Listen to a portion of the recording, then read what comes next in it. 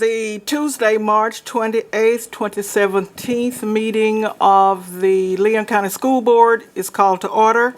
We are meeting at the Aquilina Howell Center located 3955 Pensacola Street in Tallahassee, Florida. Our opening items calls for our student school board member to introduce our students who will be providing the Pledge of Allegiance and who will be giving us the thought for the day. Ms. Blumley? Thank you, Madam Chair. Giving the Pledge of Allegiance tonight is a fifth grader at Woodville K-8 school, Salvador Bolanos Trejo. He is accompanied by his father, Alejandro Bolanos, his mother, Blanca Trejo, and his siblings, Karina and Enrique.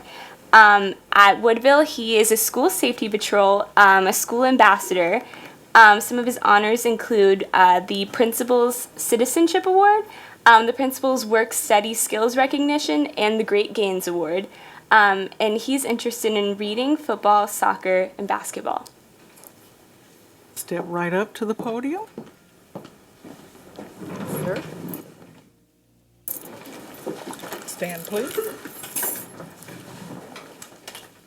I pledge allegiance to the flag of the United States of America and to the republic which stands one nation under God, indivisible, and liberty and justice for all. Thank you.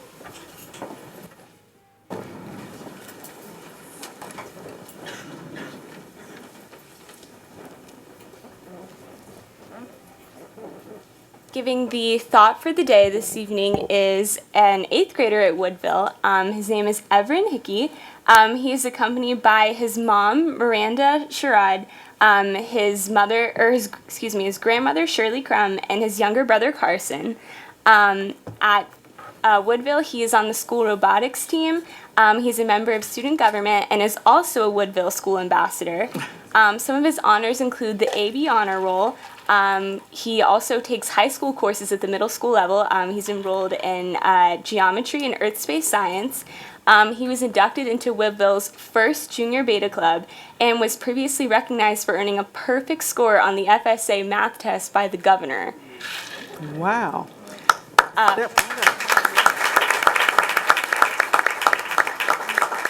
Yes. But that's not all. Okay. Some of his interests include football, fishing, basketball, sewing, and he's also a volunteer at the Gulf Specimen Marine Lab. Wonderful. Please come to the podium. A man after my own heart. He souls. Can I take my hat off? Yes. Thank you. May I go ahead? Or- Yes. Okay. Everyone is a genius, but if you judge a fish on its ability to climb a tree, it will live its whole life believing it's stupid. Would you repeat that one more time, please? Yes, ma'am. Everyone is a genius, but if you judge a fish by its ability to climb a tree, it will live its whole life believing it's stupid. Thank you. Give him a hand, Albert please. Einstein. Thank you. Thank you, Woodville K through 12 and K through 8. Would the parents please stand? Grandparents, principal, all who support these wonderful children, we'd like to have you stand tonight. Yes. Thank you so much for joining us, and thank you, parents and all, for bringing them here with us. We appreciate all you do. Our student school board member, Ms. Blomley, has to leave. She has some heavy school work that she needs to take care of, so she has asked permission to be excused, and we excuse her. Thank you. Thank you, and we'll see you next time. Okay. Thank each of you for being here tonight. Just before I get into the changes and additions to the agenda, I will note that we have a number of speakers, and our agenda will call for persons to be heard at item number 24 on our agenda tonight. The superintendent recommends the following changes and additions to the March 28, 2017 school board meeting agenda. As presented, I shall read them with corrections. Add item 5.07, Leon County School Policy 5540, The Schools and Investigations Involving Students, John Hunkier, Chief Safety and Security. This item was taken off of the March 27, 2017 agenda review workshop and added to the March 28, 2017 school board meeting under reports to be heard. Item 17.06, Kimberly Hackett versus Pons as the superintendent of Leon County Schools and the Leon County School Board. Move to consideration. This is now agenda item number 1802. Number 3, item 17.07, settlement of all present and the future claims, Mr. Woody Hildebrandt. Move to consideration. This is now agenda item 18.01. Number 4, add item 23.01, new issues from board members, civic education, Dee Dee Rasmussen. Number 5, item 17.10, extensions of suspensions. There was no grade level listed next to the case number and the public content. The grade number has been added.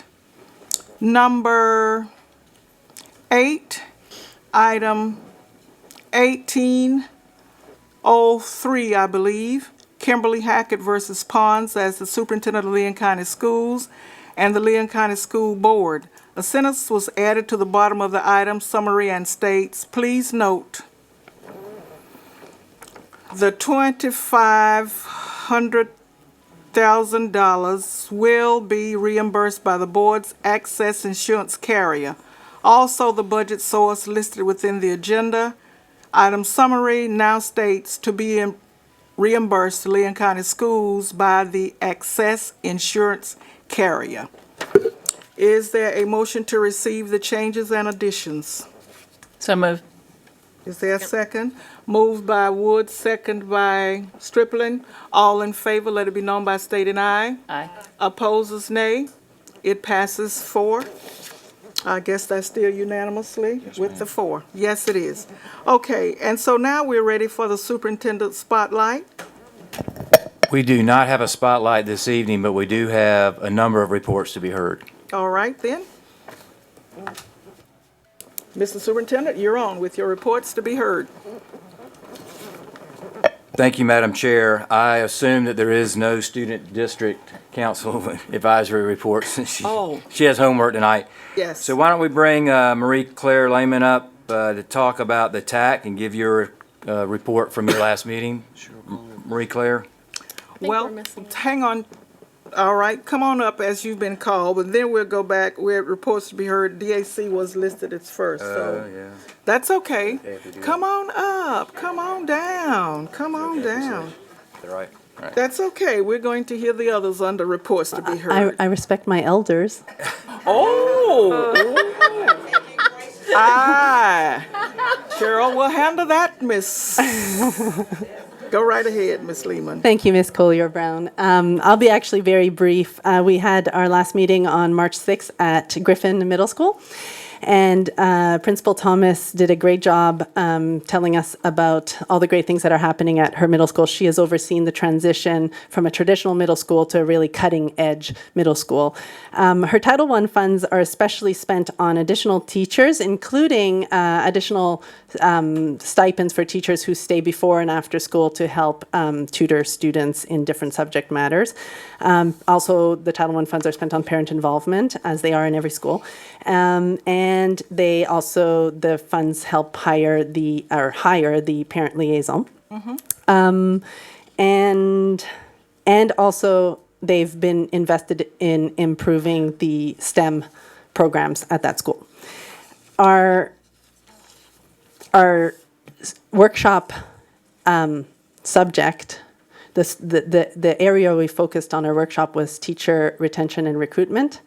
And we had a very dense agenda for that topic, and I think we covered about a third of it. So we will probably be picking up where we left off at the last time, but I just want to highlight a few pieces.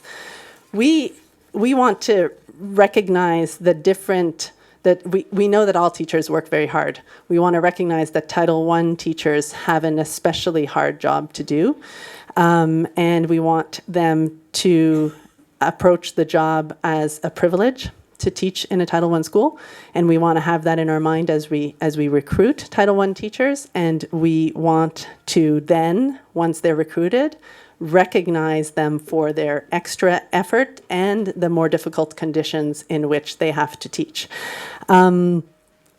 We think that we can accomplish some of this by having a robust job description for a Title I teacher, so that we recognize at the outset what we are requiring of these teachers, and so that they come in knowing that, and also so that our institutions that help train these teachers before they become teachers can maybe include some of that in their work, so in their curriculum and their work, so that the teachers, including having internships in Title I schools, so that they come into those jobs with wide open eyes. And I think that's about where we got. Well, the main important thing is that right now the stipend or the small bonus that we give in Leon County is not sufficient for Title I teachers. I think that's something that we will have to look at as a school district. And our next meeting is April 10th at Pineview Elementary, and you're always all welcome to attend. And it's going well so far. Thank you very much. Hang on just a second, Yes, sure, please. sure. Thank you for your continued efforts and commitment to your group here, the Title I Advisory Council. We appreciate your leadership. I'm just curious. I want to make certain now that I understood that you were reaching out to universities and our teacher training areas so that teachers who were electing to teach at Title I schools would be given some special trainings. Is that what? Well, we're not doing it, but we are suggesting that be looked at as something that could be done to better prepare the teachers that are interested in teaching in Title I schools. And so that we would love to know, for instance, if when teachers do internships in Title I schools, does that help them when they choose to teach in a Title I schools to stay longer in a Title I school because they were really well prepared for the commitment that they took on by electing to teach in a Title I school? Does that answer your question? It does. I'm very much interested in what other information that may come into your hearing and understanding, because much of the criticism that has been levied in the past has been oftentimes teachers are selected and work in the Title I schools and get the additional training and then want to move immediately to other schools. Probably nothing we can do about that. But I'm thinking that if this training is given with the understanding of the specialness that might be found in some of the sites and the communities that they will be working in, it could help us in the long run. So when you come across that kind of information, or as your group continue to reach into that area, I know that you'll come back and let us know where we are. And Absolutely. I'm certain the superintendent is interested as well. Thank you, ma'am. Okay, my pleasure. We appreciate you. Marie Claire, thank you very much for all that you're doing for our My- schools. I really appreciate it. My All right. pleasure. We're all passionate and know you enjoying the are. work. So, and I don't report on numbers, but I'm especially encouraged by how the Title I Advisory Council members are coming back to every meeting. We have work to do to include some schools that have not yet attended meetings, and I have to do that work. But those who come to a meeting come back to the meeting, and I think course. that's Right. I'm proud of that. So Okay. So now, thank you. We will move back to number 1 under number 5, reports to be heard. And as they hug and make up, Miss Cheryl Collier Brown, you are up next. I accepted that title graciously. All right. Yes, Good. ma'am. Good. All right, good evening. Good evening. We had a wonderful meeting as always. Dr. Gale called the meeting to order at 6:05 p.m. And as always, each member and guest were asked to introduce themselves. We like to know who's joining us and who's returning. Our first item on the agenda was that we recognized Our Teacher of the Year, Jessica Hooker, and our 4 finalists are Linda K. Johnson, Wanda Moore, and excuse me if I mispronounce her name, Linda Jazowitz. Close. I'm sorry, and William Penn. They each briefly gave us an overview of what their philosophy of teaching is and some examples of their best practices, and we really enjoyed it. And then Dr. Gale gave us a brief overview on how the committees go about selecting our Teachers of the Year and their finalists.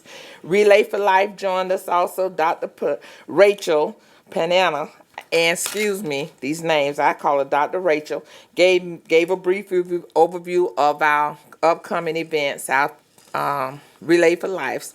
The first one will be at Childs, and it is April 21st, 6 p.m. to 1 a.m., and their theme is Lights, Camera, Cure. And May 13th is the one at Leon High School, my alma mater, 3 p.m. to 12 a.m., and their theme is Game Over.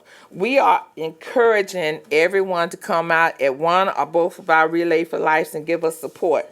Also, they want to thank Leon County Schools District for our partnership with them, and since 2012, we have raised over $250,000 for Relay for Life. Yay. Yay, that is good. So I wanted to throw that in. Comcast came in, Stephanie Brown from Comcast, and informed us that Comcast is attempting to bridge the divide, which means that they're trying to let everyone know that they are available for assistance to make sure that every child has internet access in their homes. And they also offer training for parents and or guardians if they need to.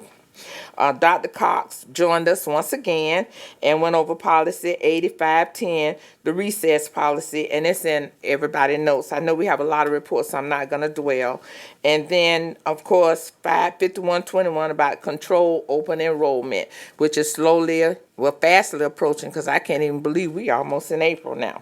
Okay, and last but not least, Scott Mazer of LCTA informed us that LCTA will have our first book program, which will be held at Palmer Monroe, April 1st, 12 p.m.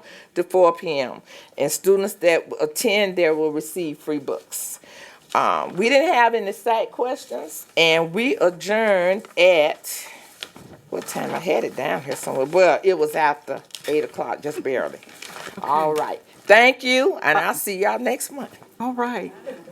No questions for Ms. Cheryl Collier Brown and that wonderful group. Thank you. We appreciate all you do. Okay, Miss Emily Blomblick had to leave, and she did state that there is no report tonight from the Student Advisory Council. Number 4, Word of South, Mark Mustin. There he is. Mr. Superintendent and board members, so pleased to be here, and wanted to thank you for participating this year in connection with our Word of South Festival of Literature and Music. This is our 3rd year, and we've had kind of robust children's programs each of the first 2 years, but we're proud this year to partner with you guys and with the Early Learning Coalition to have a really special thing. We have the recording artist Lisa Loeb that is coming, and as well as a couple of other authors, Natalie Akram and Adrian Foglin are going to appear. They're also going to go do some school visits and speak at some schools. And so we're really here to say thank you. I wanted to let Matt from the Early Learning Coalition say a few things. Wonderful. Okay. And I also have some little envelopes with parking passes and stuff for you guys if you'd like to attend the festival, and I hope you will. And I'm going to be asking you, and I'll send you an email, if you would like to introduce one of the acts at the festival, we'd love to have you do it. I think the superintendent is going to be able to do that, and so if you guys are in town and would like to do that, we'd be very honored. So I'm going to give these maybe to Dr. Henderson and ask him to get them to you. Wonderful. I did not pick the color of these.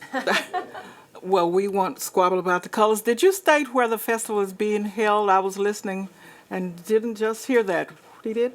Where is the festival going to be held? It'll be at Cascades Park, Madam Chair. Okay, all right. Yeah, That's my name's Matt important. Guzzi. I'm the CEO of the Early Learning Coalition of the Big Bend, and we are so excited to be a part of this event with the Word of South, with Leon County Schools. Just a little bit about what we do. We administer a couple early childhood programs in this county and 6 others, including the VPK program, which many of the public schools have operating. We serve around 2,000 kids in Leon County in our school readiness program, which is a subsidized childcare. Actually, the number's probably around 4,000. But what we do and what we focus on is early literacy. It is probably amazing, but not shocking, how many children, 2, 3 years old, get their first book coming through our office.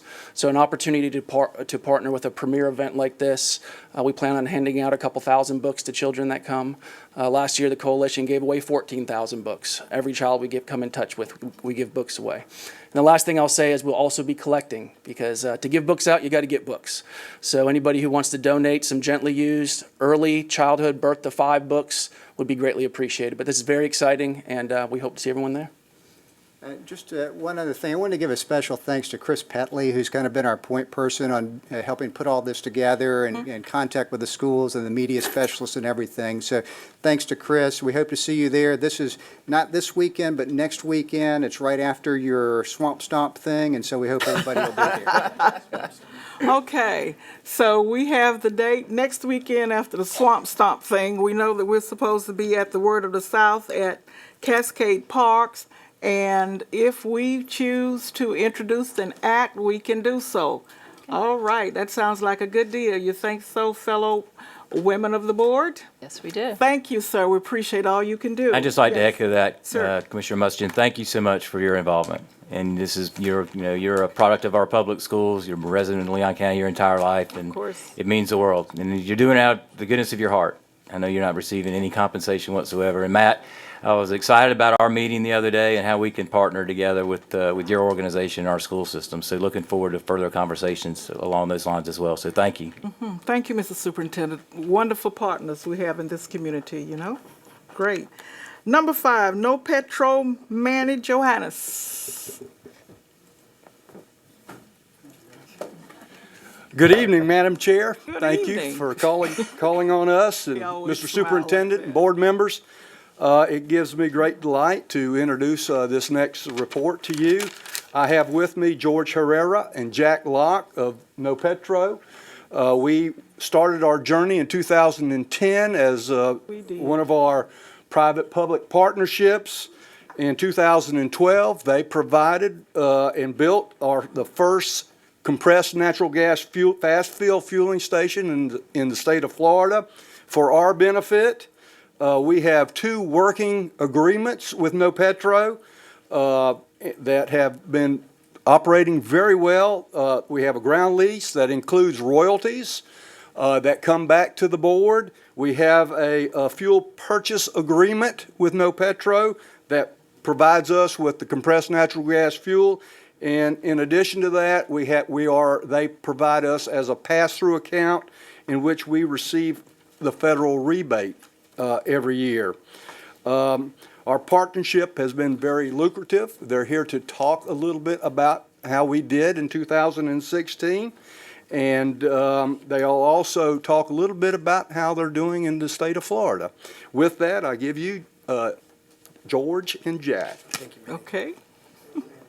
Madam Chair, board members, superintendent, thanks again for having us here today. We couldn't be more excited about what we've done here. We started our company right here in Tallahassee, formed the state's first public-private partnership for CNG infrastructure, and we've made it a pattern every year to come back and report to the school board and to the superintendent on the prior year's success. And so with respect to the industry itself, literally every major municipality in the entire state of Florida has emulated what we've done here in Leon County Schools.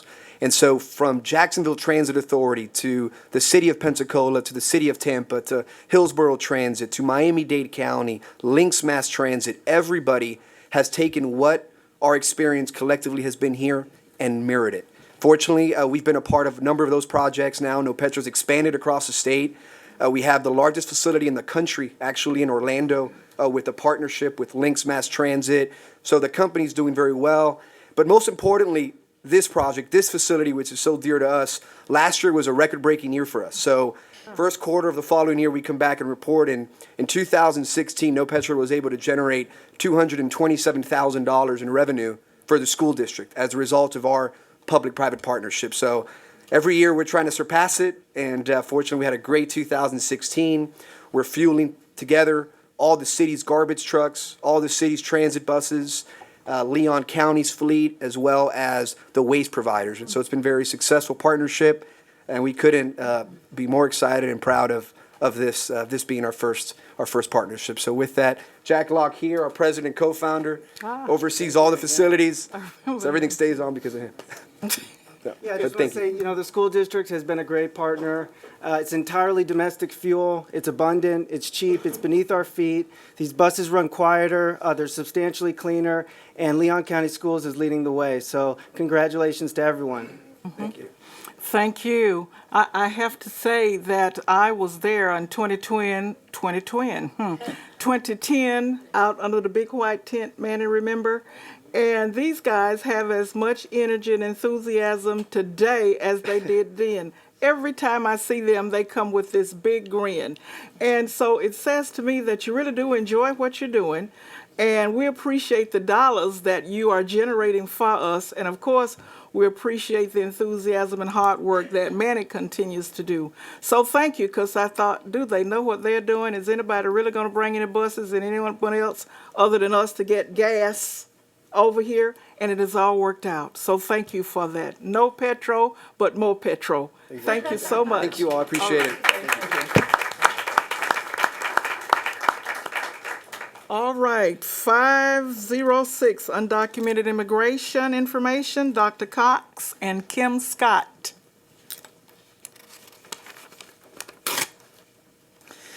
Okay, as we're aware, this immigration information and the stuff that's going, it's in the news every day. And so there are thousands of lawyers across this country in 50 states working on this issue. But, our main focus is to create a safe learning environment in our schools. And so Superintendent Hannah asked me to explore some resources and a method that we could educate our staff, our teachers and guidance counselors and delivers of instruction, our principals, also counsel students who may be experiencing concerns with these issues. So Kim here is our Director of Student Services. So Student Services are school psychologists, social workers, guidance counselors. And she got a little group together and she came up with some information that we have now trained principals, guidance counselors with. She's going to share that information with you. John Hunk here is going to come up, our Chief School and Safety Officer, after that and talk about exactly who can approach our students, who can interview our students at campus during the day and those kind of things. So, Kim? So because this issue has come up with our students, we did want to pull together some resources so that it was at the school's fingertips to be able to serve the students. So we pulled several things, and I would be glad, I have copies, but I think it'd probably be best if I emailed those to you. I would think that would be something you'd want to look at. We have shared it and gone over it with all of our level of school counselors, elementary, middle, and high, our school psychologists, school social workers, and of course our school administrators, so that those resources are at the fingertips for when they are dealing with students with these issues, and also some referral resources in our community, so that if those students need help beyond what we can do in the school day, that we have some resources to help refer them to support them. Thank you. Okay, so a little bit is the packet. It's a pretty in-depth packet and is designed for educators, and it shares some information that we can share with families, information about what happens if somebody comes to your door, because these students are dealing with issues of being scared that immigration's coming to their door, that maybe when they get home that something has occurred while they're at school, and we want to try to help make them feel safe and secure. And there's quite a bit of information in this document. We did bullet points because it is a large document and wanted to make sure that it was simple and easy to review, because it is something that you may deal with this week and then, may not actually have to have a student in front of you until the next week or 2 weeks later. So it was easy to review. And then, of course, the community resources that we can share and duplicate and copy and give to students and families to be able to tap into right here in our community. Have you been able to give out a good number of those right now, or how is that working? I'm not sure that I can answer that for you, Ms. Chair, because it's a school site-based issue. I do know they are being used, being referenced and resourced at the school sites, but I don't know a number. Okay. Some of our schools are experiencing more than others, as you can imagine, just by the school population. Okay. All right. Thank you. Madam Chair? Yes. Ms. Wood. I just wanted to thank the superintendent and the staff for acting so quickly on an issue that came up at one of our board workshops. Just for the audience to know this, that some students have come to our teachers and are afraid, and they're not quite sure what their rights are. And so I just really appreciate what Leon County Schools is doing. And I know John Hunkier is going to tell us about the law enforcement side, but the counseling side is very important. And having these resources in our counselor's hand and reminding the principals of, what the protections are that we provide at our schools for all students, I think is really important. And I hope the next step will be that it really gets disseminated to the students, because it's great for the adults to know it, but once the adults know it, we need to have a way, and I hope you'll come back with that, a mechanism to share with the students so that they know where to go if they have a problem, if they're scared, they know that there's a safe place at our schools. So thank you. Thank you, Superintendent. Thank you. Further comments? Thank you. Good work. All right. Now, John Hunkier, I was going to say. Mr. Hunkier, Chief Police. Madam Chair, board members, on the same topic, sort of along the lines that Kim was talking about, fear. People worry about accessing students at school without their parents present, and obviously we deal with that quite frequently in dealing with DCF, as well as many other matters involving law enforcement investigations with our students. So what I want to do is a quick review of our existing policy, which is 5540, and it's called the Schools and Investigations Involving the Students. It does 4 things. Number 1, it reinforces the legal requirement for reporting abuse and neglect. That's the famous 1-800-96 abuse number, so our policy reinforces that. But in terms of access to students by law enforcement, immigration authorities, DCF, or anyone, the main rule is they have to have authorized access. In other words, parental consent when appropriate, and if not, there needs to be a legal authority of that body to come in and conduct an investigation. The hard rule would be if they're going to take a child out of our possession, they would need to have a warrant for arrest, or they would need to have the documentation from ICE, or they would need to have established a probable cause in order to take that person into custody or even to interview them. So the simple reason is we do have the authority to not grant access to students, and this policy breaks it down on how we handle that.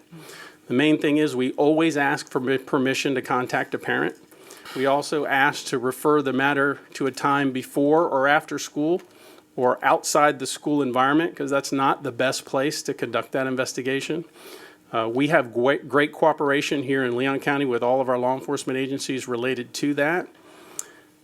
We need to verify the person that's coming is who they say they are. We ask that we make copies of the documentation and the credentials that they bring. And in the event of an emergency or exigent circumstances, if someone's investigating a missing child or those types of things and we're unable to get contact with a parent, the principal can make that decision to grant an interview under a witness, in a witness vein. In other words, if they're trying to gather information. And in those instances, we ask to sit in and be present on the interview. So again, going through the document and the training we do with our administrators, and I can tell you that in my job on a weekly basis, someone is coming to a school to have access to a child for either DCF purposes or somebody that's in case management, or there might be a law enforcement investigation where somebody's a witness or they're trying to gain information, because most law enforcement officers know the easiest place to find a kid is either at home or in school. And what we try to do is to convey to them that the schools are off limits unless it's an emergency situation. We've worked closely with our school resource deputy unit to review this policy with them because the officers that are on the campus are sometimes the easy portal for outside agencies to contact an officer and say, can you call down this kid or that kid? So they're very clear on our rules. And probably the most important one is the call early and often to my office. As we sometimes navigate complex matters related to custody disputes and other things, we can give guidance to the administrators whether this is a reasonable request to talk to a student or an unreasonable request. Now, going back to the topic of the earlier presentations in terms of immigration issues. I've been doing this 26 years. I have not encountered one of them. I hope not to. I don't think, I think wherever that happens, that place will probably become famous. I really think that we're in a good standing with knowing that just because they're in schools and you're a law enforcement officer, you have access to the student. The simple answer to that is no, they don't. So I feel confident. I have spoken to a couple of you related to this matter, and I'll be happy to answer any questions you might have. Ms. Wood, you're recognized.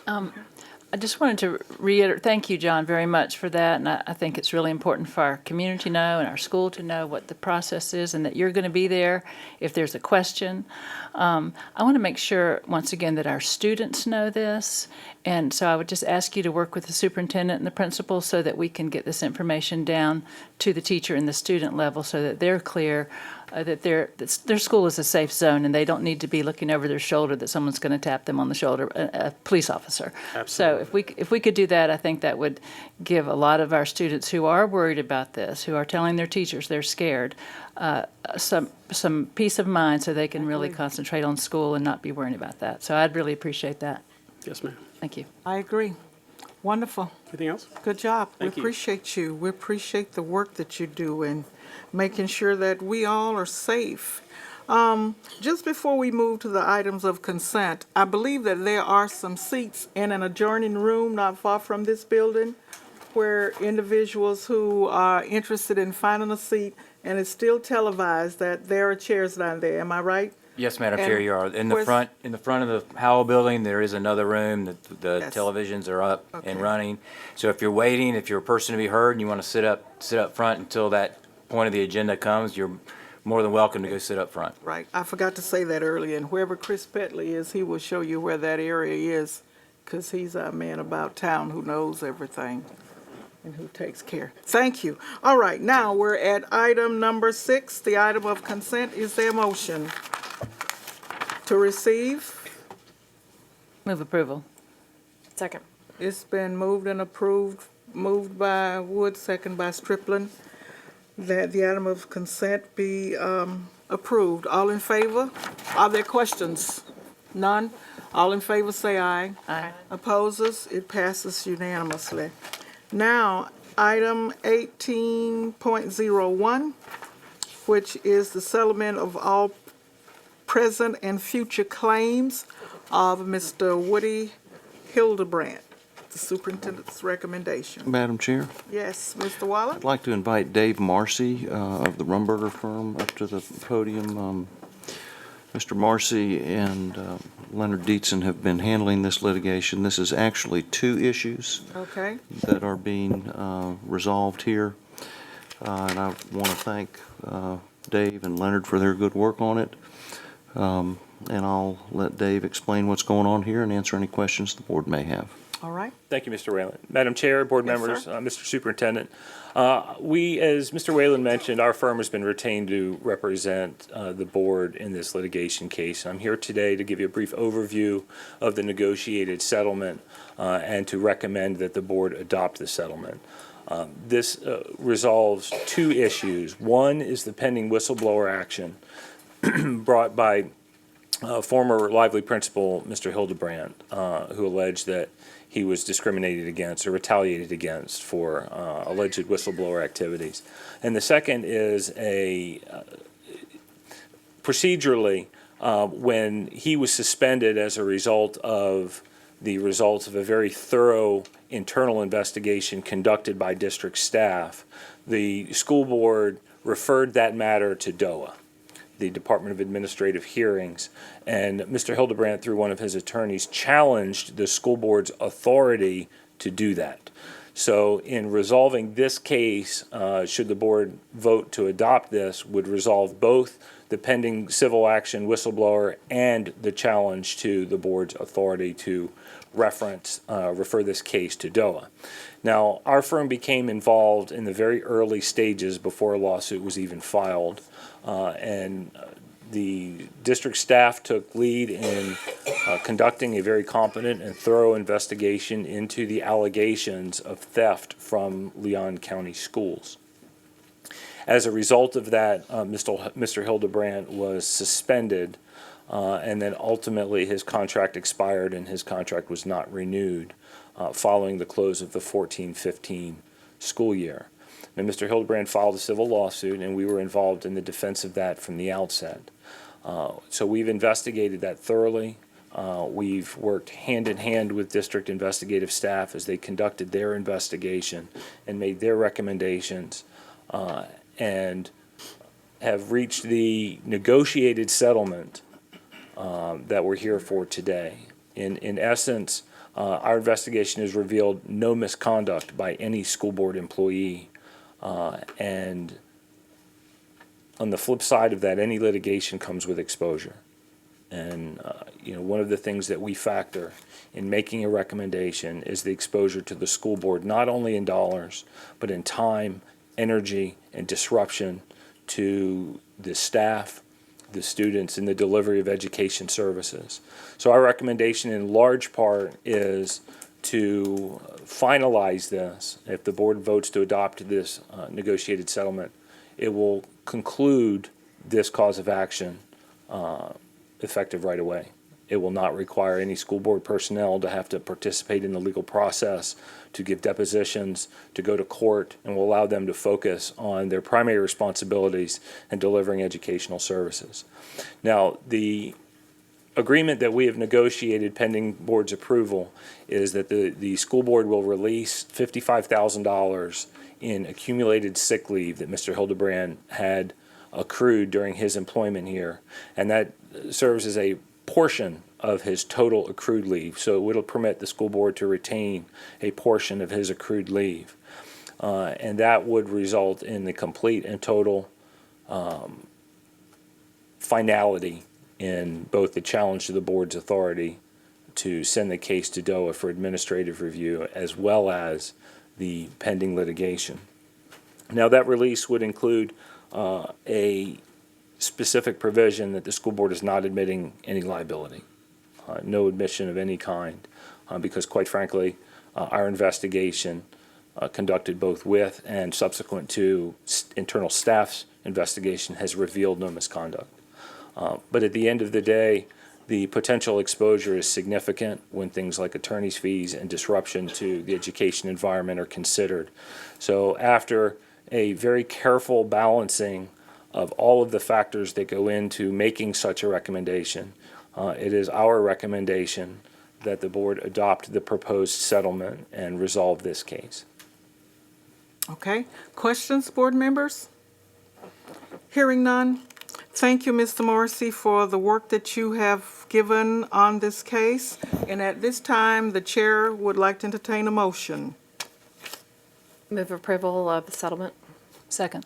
Moved by Strickland, second by Wood. All questions? I think Strickland? just a comment, pseudo question. It's our understanding there is still a criminal case pending, correct?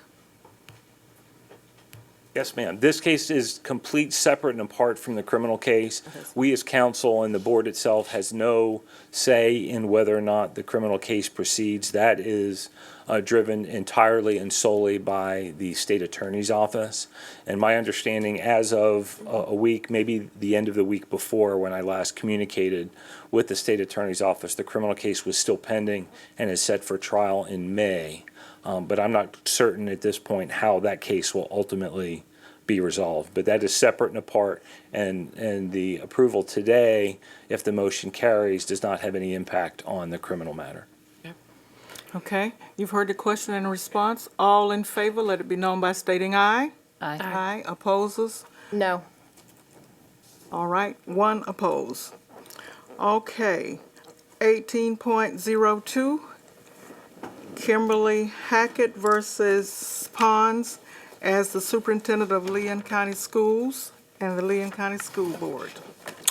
Board members, this is another lawsuit that we're recommending be settled. Dylan Rivers of our firm has been defending the school board and the district on this one. He's here if you have any questions. I'm going to try and give you a brief explanation, and if you have really hard questions, I'm going to ask Mr. Rivers to answer them. But this is a lawsuit, two lawsuits, a state court action and a federal court action involving a former employee who was at a school and was moved a couple of times and ultimately was not reappointed. And her claim against the district, she had many. Some of them have fallen by the wayside, but one of them was retaliation for some action that she took.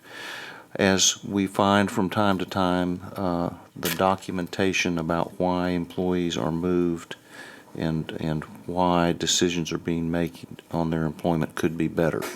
And this is one of those cases. I'll remind you that the board has an insurance carrier that it has a contract with, and when we get sued, they have a duty to defend the lawsuit, which means they hire lawyers and they pay attorney's fees. They also have a duty to indemnify the district, which means that if the district gets hit for a judgment, they would pay up to the policy limits on the judgment. And in exchange for that, we pay a premium and we have a duty to cooperate with them. And the way it works is that when the carrier believes that it would be in the best interest of everybody to settle the lawsuit, if they're willing to pay to settle the lawsuit, they come to us and say, we want to settle the lawsuit. And if you don't settle the lawsuit, you're kind of on, you can be on your own. So this is one of those cases where it's hard to point to a specific thing that somebody did wrong. There are some documentation things that we would like to be better. Many of the people who, or at least a couple of the key witnesses that we would need in this case, are no longer with the district, and that always makes for a difficult defense. So for all of those reasons, we would recommend that the board approve this settlement agreement. The money to be paid under the settlement agreement is covered by the insurance company and will be paid by the insurance company. So that is our recommendation. Okay, questions? Ms. Stripling? Thank you. It was our understanding yesterday, and I specifically asked this question, that this dollar amount would not be reflected as it was yesterday, that the dollar amount before us would be adjusted to show what we're actually paying out, so it would be a much lower amount. So I'm not sure why this is still showing such a high amount. From what I understand, we've already reached our threshold for our deductible, that the entire amount is being paid by the carrier. Does it not say that? The entire amount is going to be paid by the carrier, but because the settlement agreement is for the total amount, we need the board to approve that amount, even though the entire amount is being paid by the carrier. But to clarify, the only money coming out of our funds is the deductible, which That's I correct. asked, I believe, already met, was about $25,000. I believe that's right. I think you said we just met. We've already met that threshold for the year. So there's a deductible for the entire year. So from other suits that have come previous to this one, we've already met that threshold. So moving forward, that 100% of this one would be paid by the carrier. Further questions? Move Ms. approval. Did you have a question? I was just going to point out that they did Ms. add. Rasmussen, you recognize? Go ahead. Did add, Ms. Stripling, at the very bottom, they added a sentence that says the $225,000 will be reimbursed by the insurance carrier. And because of the insurance carrier's involvement, I will second the motion.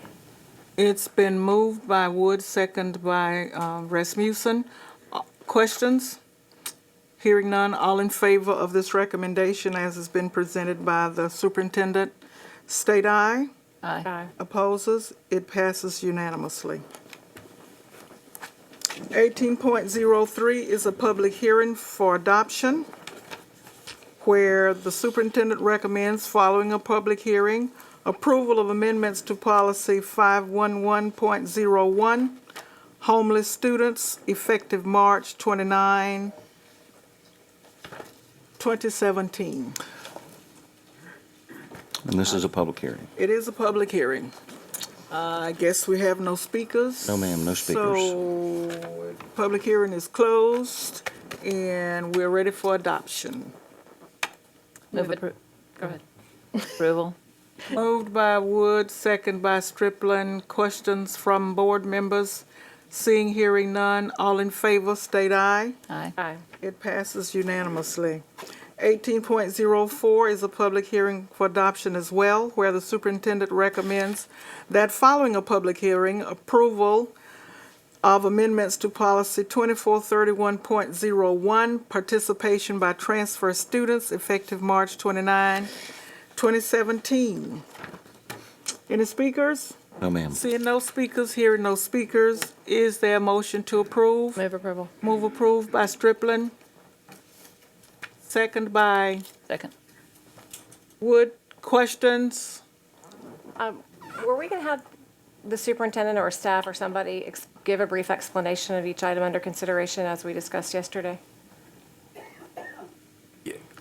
Well, go ahead, Mr. Superintendent. Do you want to? Yes, ma'am. I to thought speak to that? we had gotten to 18.07 when we stopped. I mean, if you want people to come back, Mr. Bell had surgery this morning. Yes, sir. I was just suggesting that But- for the sake of the audience that's listening, that if someone wanted to just briefly state what the intent of this is, what we're adopting. So as You're not past gonna read- practice the last several months, every single item for consideration, we've had people come up here and speak. Yesterday, we kind of broke from that, and we're doing that during the agenda review. For some reason, I'm not sure exactly how that happened. Now, if we want to bring our people back up here tonight to speak to each issue, we certainly can do that.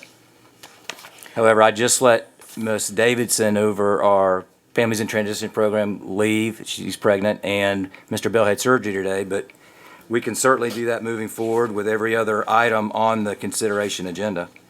So I think Dr. Cox is next. Mr. Superintendent, Ms. Rasmussen, you're recognized. I was simply suggesting that for the sake of the audience, you might want to just briefly summarize what we're adopting, that's all. But I'll defer to your preference. Okay. So where was I? I was about to, well, we had just completed, I think, the adoption of that particular item, had we not? And you were asking for some additional information. Okay. So real quickly on that item, it speaks to kids that are transferring from different schools about their participation and when they become eligible to participate in athletics and extracurricular and co-curricular activities. Okay. Did we vote on that? No, ma'am. Okay. Are we ready to vote on that right now? All in favor, let it be known by stating aye. Aye. Opposes, the same. It passes unanimously. 18.05, the superintendent recommends approval to advertise amendment to policy 8510, wellness for public hearing adoption on May 9, 2017. Dr. Cox, can you give us a brief update? I'm sure Ms. Wood and Ms. Striplin will be glad to hear this. Yeah, so it's exciting that we're getting pretty close to actually having a policy in this area of recess. The board and the superintendent have wanted this, and we're actually going to beat our legislatures to the punch on this thing, it looks like. As a reminder real quick, it is, there's about 13 states that require it. It is in front of our legislative body right now. New Jersey requires 20 minutes a day. Georgia just passed something on it. Rhode Island requires 20 minutes a day. This recess bill that's out there now, supported by the Florida PTA, the Florida American Academy of Pediatrics, American Diabetes Association, Alliance for Public Schools, Coordinated School Health Partnerships, on and on and on and on. I think our general public recognizes the importance of kids moving as much as we need it in our society today. The main thing is this recess, and I'm going to read this as our language has it in the policy to you, is to complement physical education, is not to be a replacement. We have 150 minutes right now that every child should receive on a weekly basis for physical education. So, what have we done? in recess. It was before under our wellness policy, but it was in procedures, and it simply said in the past, at the elementary level, recess periods are highly encouraged. It was written that way many years ago on purpose to give more flexibility to the schools. So what we've done, and I got together and drafted a policy, is I took the bill. Now, there's a House side and a Senate side. One's already passed through the Senate. They both look pretty strong, and I think they're going to go through this year. It was defeated last year, but it doesn't matter because we've gone ahead and put it in policy draft form. And let me just read it to you. As each school shall provide at least 100 minutes of supervised, safe, and unstructured free play recess each week for students in kindergarten through grade 5, so that there are at least 20 consecutive minutes of free play recess per day. Now, that's the bill. I had to add a little bit of language, and I searched many counties to kind of come up with this, because there are circumstances that we have to recognize, except in limited circumstances, when in the professional judgment of the teacher administrator it's not possible. Scheduling and flexibility are to be at the discretion of the teacher and administrator. So we added that little language to the end of the current bill. So this thing is now going to be advertised for 29 days, and then on May the 9th, I think, isn't that right, Kelly? May the 9th is when we go to possibly adopt this. So what's happening between now and then? I have a group of elementary principals and other folks that we're going to work on how do we schedule this in starting next year. So if this is approved, it will start after July 1st. Because we do have to work on how can we schedule this in, students in our schools, 6 hours and 20 minutes, okay? So somehow in that period, we've got to work this out. But I have a pretty good group of principals, administrators, and other folks that'll help do that. Also, in procedures, that kind of drives the thing. And so I'll bring that back to you, the procedures part, okay? I'll be keeping y'all updated. Remember, the procedures don't have to necessarily come before you, but that does give us, that kind of drives the policy. How can we make it work, and how does this explain that, and that explain that? That's recess. And hopefully, we're going to have a recess policy here pretty soon. Okay. Thank you. Thank you. Okay. Thank you. Ms. Wood has a question, Dr. Fox. Well, it's not really a question. I just want to, reinforce Yes. what a great thing I think this is. And do I know too. the other board members do Yes. too. And I know some principals have heartburn about this. And it's not because, I just want the public to know, it's not because they don't want children to play and have recess. Right. It's because they feel so much pressure to get every instructional minute because of our school grading system and our pressure on high stakes tests. That's the only reason that some schools don't have recess. But we are hoping to reassure our principals in our schools that we care more about the health of our children than we do about those test scores. And so I think that's just an important statement from the school board and the superintendent, that that's the most important thing. Yes. And we do think the test scores and everything will follow, because the research says that actually cognitive functioning is better after children have recess. So we think it's not going to hurt test scores at all, but we want to give our principals that relief that if they fall a little bit, it's okay, because this is what's good for kids. Well said. Great, very well said, and thank you for the hard work. We really appreciate this. We're on our way to do some additional good things. Thank you, Ms. Wood, for pushing that, if I can use the word pushing. You can use the word pushing. Thank you, Madam thank Chair? you. Yes.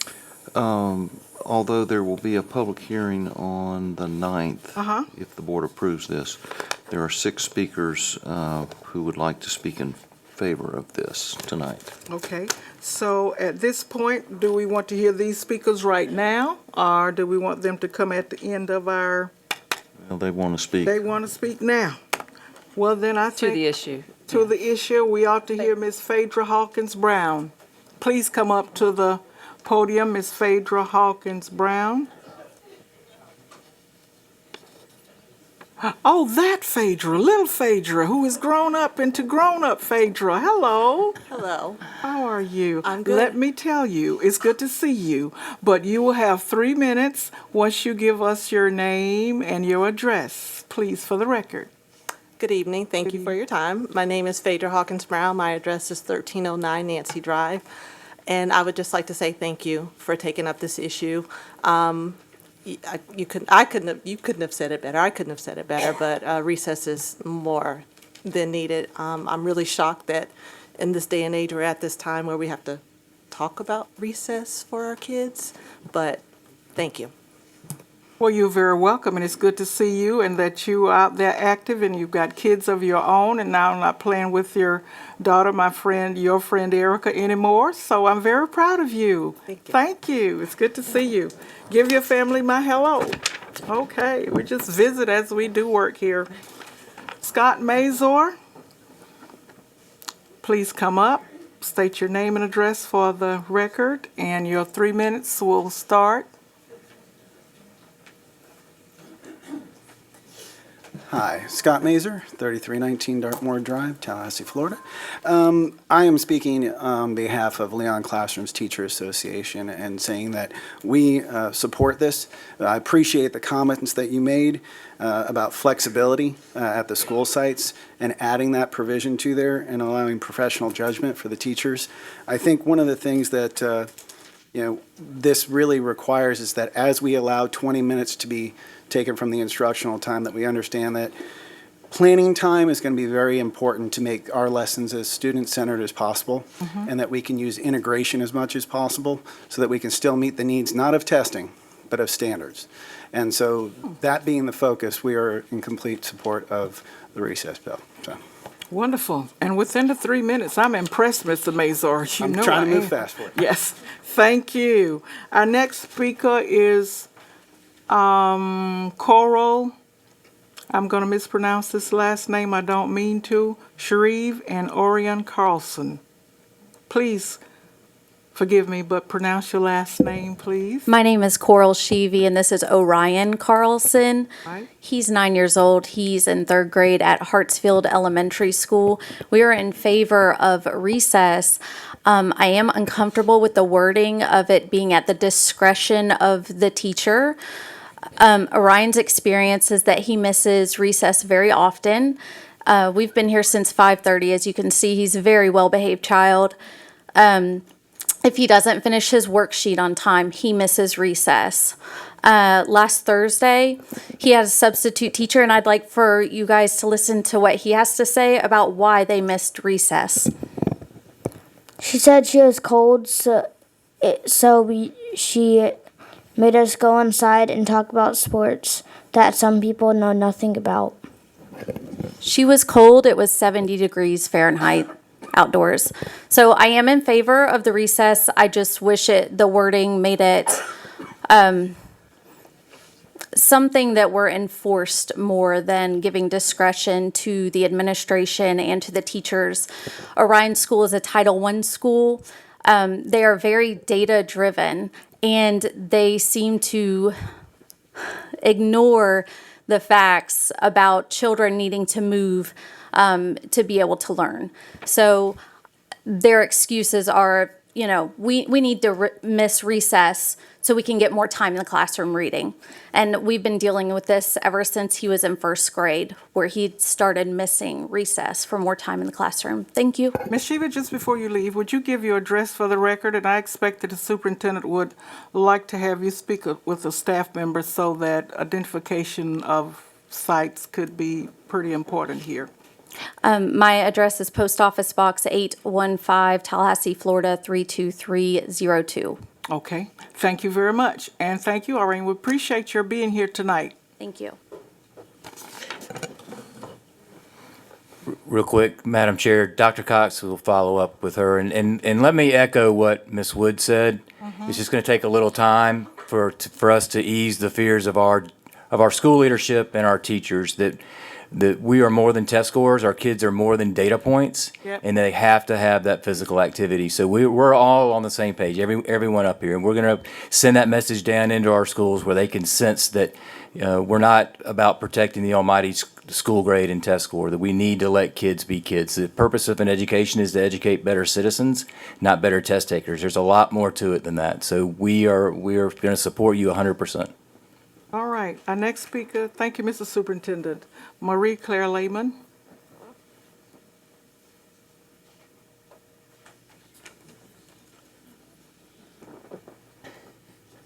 I'm really excited. I'm Marie Claire Lehman, 1911 Walhalla Court. I'm really excited to be getting there. at this moment to be able to congratulate you on getting this language down. And thank you very much, Miss Wood, for all that you've done. You've worked It's not just me, it's the whole but board. all of you, you've worked really hard, you've been diligent, you've consulted, you've read the research. We've come to you often about this topic, and I feel like you've really listened. I think the work is not done. You know, I have very high expectations of all of you, and the work is just beginning.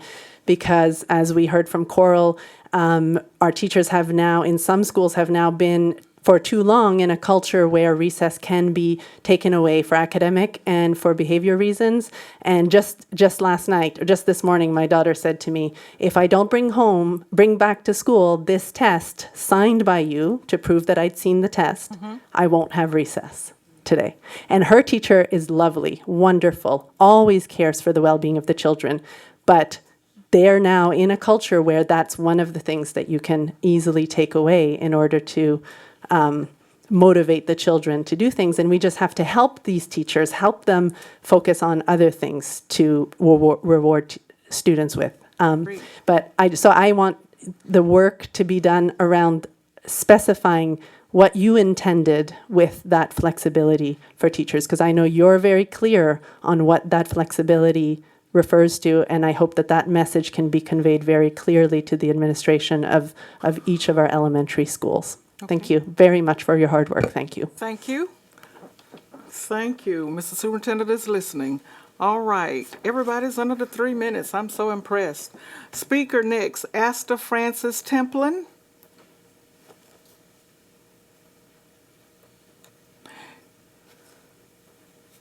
Might be our most important speaker of the night. Well, as We had another equal one, to too, yeah. another, our second probably most. Get her the stool. All right, we have doubles here. Do we need the little stool? Yes. We want them on TV. Denver, are you watching back there? There we go. Thank you. State your name, please. Esther Francis Templin. And what's your address, Miss Templin? Tallahassee, Florida, 2038, Wahalanini. Thank you. And what would you like to say tonight?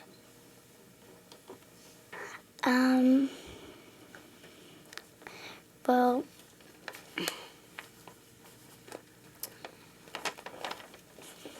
recess is very fun and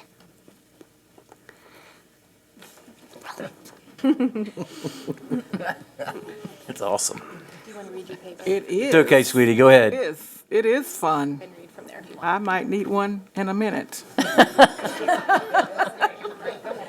Really may. I am here to ask you to give us more recess. It gives us time to talk and play with our friends and gives us exercise. It also helps us get focused in class, because if you're just sitting at work all day, then you'll start to act up, and that's not good. No, it isn't.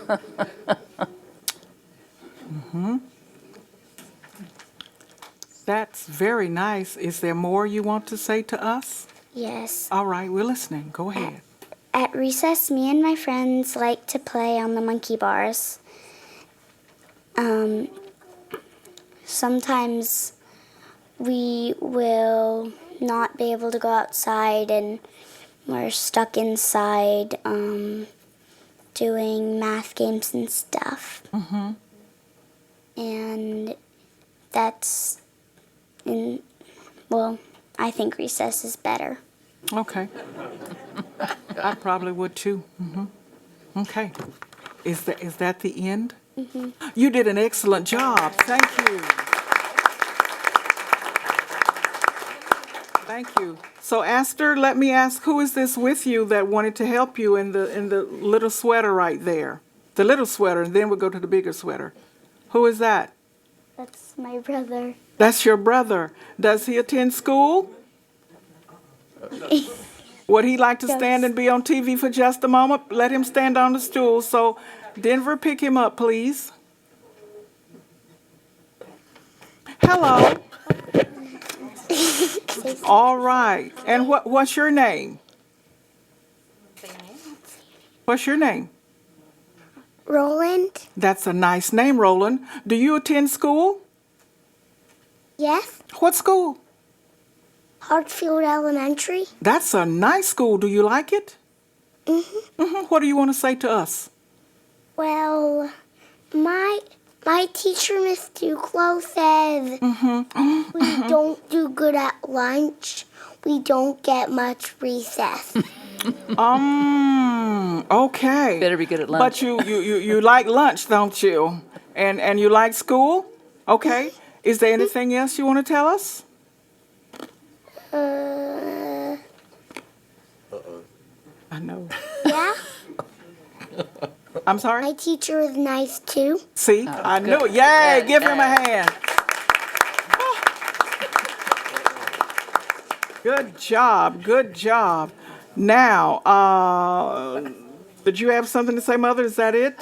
Come to the mic if you don't mind and give your address for your family, please, ma'am. Thank you. My name is Grace Francis. I live at 2038 Wahalanini, Okay. Tallahassee 32301. And I want to say thank you to all of you for being leaders in Florida, one of the few counties adopting a really proactive recess policy. I'm the mother of these two kids who are kindergartners and third graders at Hartsfield Elementary. We worked really hard to implement recess at Hartsfield, and as Mary Claire said, it's been eroded just because of how hard it is to run a school and be a teacher. So this policy is going to be really important because, as you can see, if this kid didn't get recess, imagine, and he gets recess every single day. Aster in first grade, her teacher, they did dance exercises instead of recess. And once we finally got the administration to say, okay, we're going to have recess, please be calm. Then her whole attitude about school changed. And when she came home from school, she would talk about what she and her friends did at recess. And our neighborhood does a newsletter every year or a few times a year, and we ask kids at Hartsfield to give quotes. And that year, just that spring, right after we instituted recess, 5 out of the 7 kids talked about recess, unprompted. And that was their quote about what they liked about school. Okay. So, thank you very much. Thank you very much. Thank you. Esther and Roland. Thank you so much. Out of the mouth of babes. Our next speaker is Grace Francis. Oh, that was you. All right, right. Okay. I think those are all of the speakers on that item, which was item what? 1805. For a motion. Okay. There's not a motion yet. There's not a motion. Is there a motion to receive this? I definitely move approval of this And motion. I think you should, Ms. Wood. And it's second by Ms. Rasmussen. Are there any questions, Ms. Striplin, other than it was an outstanding presentation, wasn't it? No, ma'am. Yeah, all right. All in favor, say aye. Aye. Opposes the same. It passes unanimously. 1806. The superintendent recommends approval to advertise amendments to policy 5120, assignment school choice and reassignment, and new policy 5120, controlled open enrollment for public hearing and adoption. Is there someone the someones are there. All right, to speak to this. Yes. It's a tough act to follow. Yeah, it is. I don't think we can follow that. Very briefly, we've been talking about this, and you've heard about this since the close of the last legislative session, with Florida Statute 1003.03, which instituted each district coming up with a policy for controlled open enrollment, which would be must be put into place by the 2017-2018 school year. We've been working with all of our stakeholders, both at the county and also at the school levels. We've talked about this, and so we're bringing to you a package tonight, which includes our existing policy, where we had to do some tweaks so that it would be aligned with the policy that we are going to be advertising for a public hearing come May the 8th. So I'll let Jamie Holloman, who is in our school choice office each and every day answering questions and doing a fantastic job, talk about the implications of what we're bringing forth. Good evening. Good evening. So just some of the changes for that 5121 that Dr. Gale had mentioned to be in accordance with the new controlled open enrollment coming out. And some of the numbers that we have brought with reassignment, because of the new controlled open enrollment opportunity, gives everyone a chance to apply for schools other than their home zone schools that they may not have had that chance to apply before. So within this couple of months, we've had over 3,000 people apply for reassignment.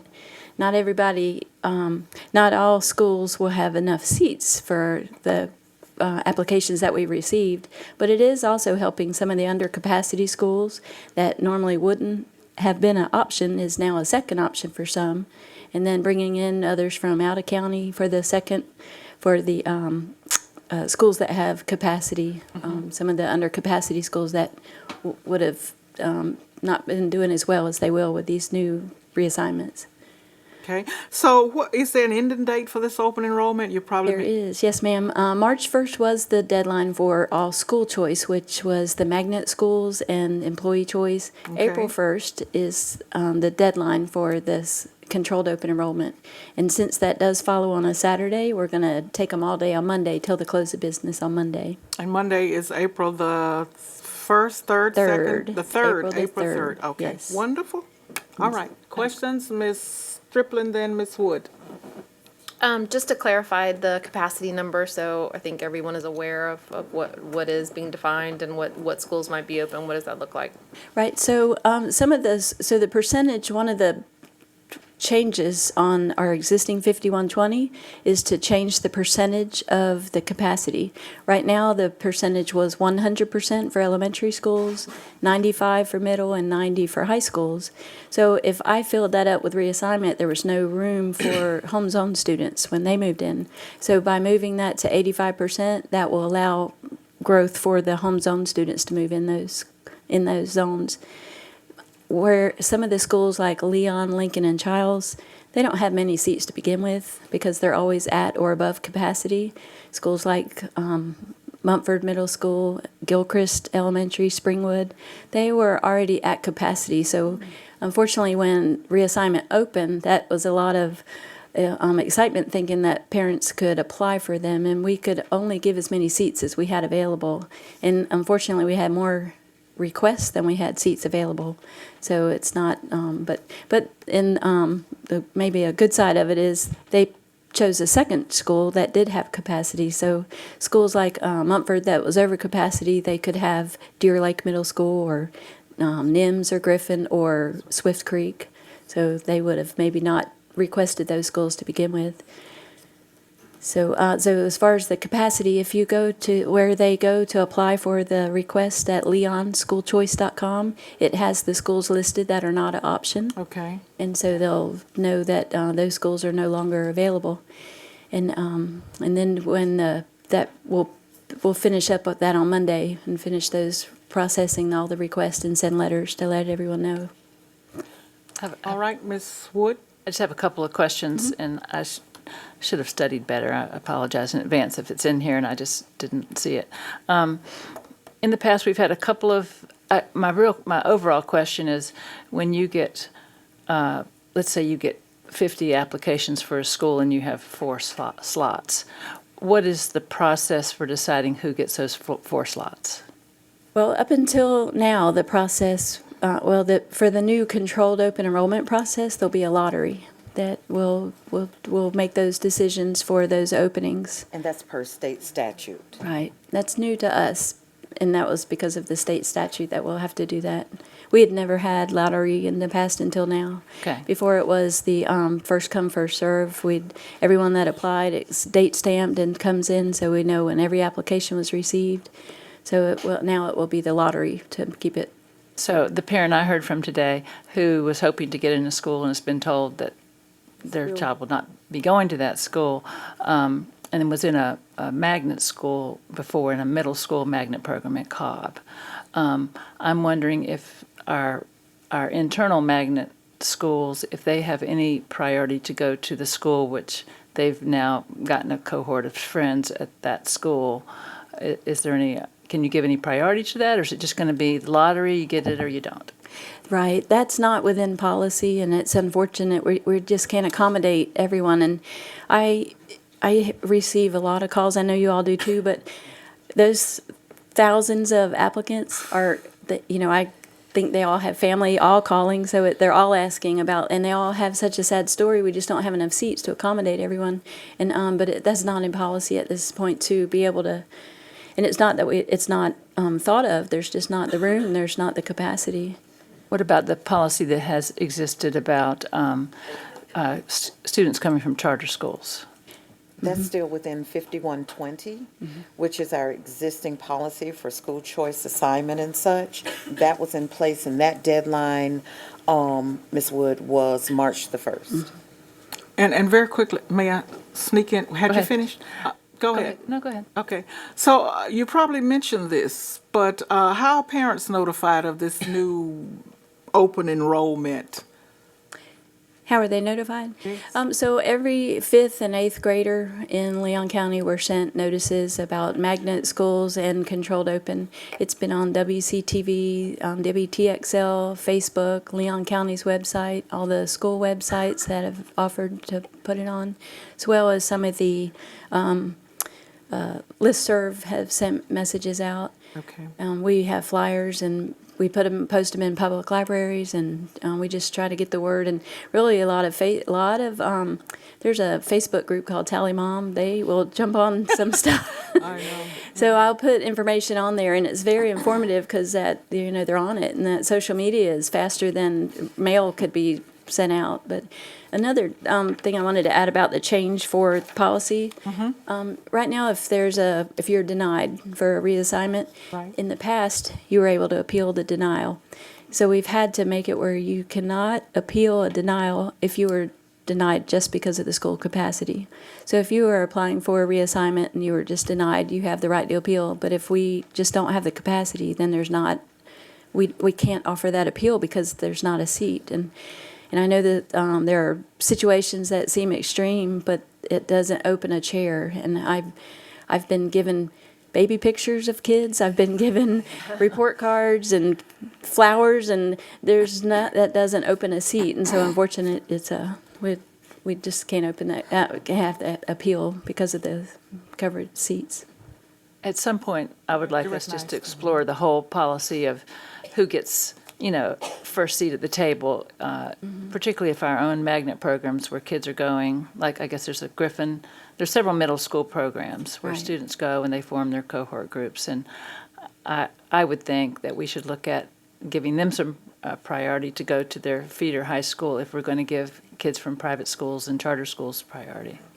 Can we do that? I hate to say We can't do it right this legal. minute. It would have to be a but policy. It's not in the policy right now. Moving forward, and we started with employees, and our employees have the right to do school choice, and that's top on the list, and then sibling support, correct, and then was charter, private school option, choice option. Right. Active military families. Moving forward, Jamie, next year, I know we were transitioning from one policy to a completely new policy, and there are going to be ramifications with that, with capacity, and it's in language now.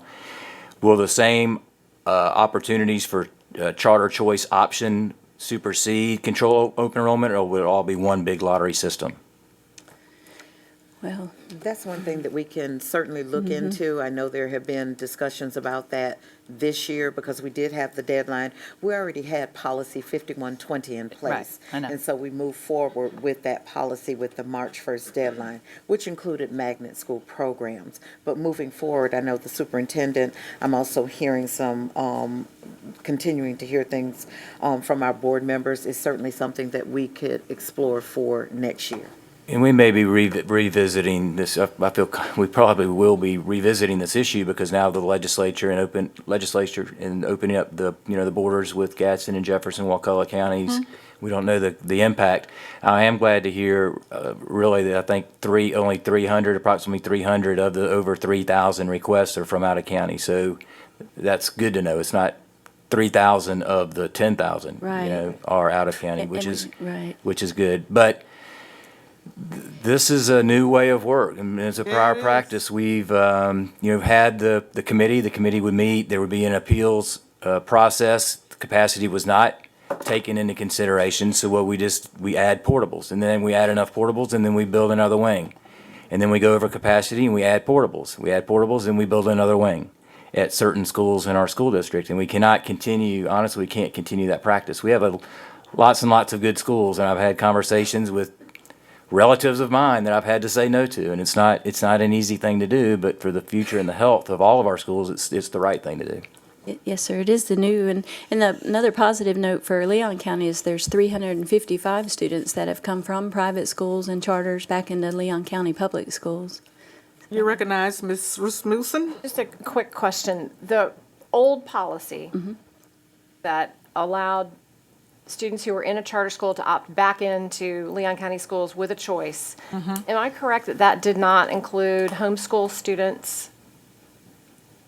Correct, yes. So it was only charter school students? Was private it private schools. schools? And private. Charter and private. Charter and private, but not Florida High and not homeschool? Florida High, yes, is included It's a As a- charter as school. a- as a charter. Florida High and FAMU DRS are both charters. And they're not public schools. Not with the Leon County Public School, I should say. Right. Okay. Well, this is a very interesting turn of the page for some of us who've been around for at least a couple of years. I'm glad the superintendent is very much aware of where we are and what we're doing, and I hope that the listening public is listening, which is why I want to know how are our parents being made aware of this, because I just don't know why my child can't get back where he was. I was on vacation, and he really does need to be at that school, and his friends are there. And I work at this place, and I really need to be there, so I want my child back. What are Yes. y'all gonna tell me? Yeah, I'm so sorry. I feel I feel so bad. Contact the for- superintendent's office. Yeah. Call Miss Bowen. Yeah. Well, and to soften the blow, because I've had to send several hundred denial letters, I don't just send a denial, I send a denial with an option, saying unfortunately that school is unavailable. However, if you would like to apply for some of these others, that there are options available for immediate approval. And it's all based on capacity. Well, I think it probably didn't hurt to role play just a little bit, because it's gonna be real in a few weeks or days. Oh, it's Thank been you real. so much. It's gonna be It's been real. real. Thank you. Eat your Wheaties. Let me ask one more question. One more question. But, so no one's grandfathered, once they get in a school, can they stay? Oh, yes. Okay, I just wanted to clarify. I thought Ms. Bowen meant I got it. I just wanted to clarify. Thank you. That's 51. Ms. Rasmussen?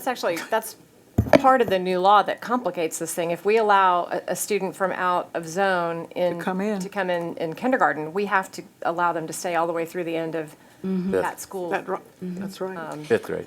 Yes. Through the end of fifth grade. Okay. All right. Need a motion and. Yeah, we need a motion. Is there a motion to accept this particular item, which is item number 1806? 6 move approval. Moved by Striplin, second by? Second. Questions? Hearing none. All in favor, state aye. Aye. It passes unanimously. Madam Thank Chair, you, real ladies. quick, Yep, sir.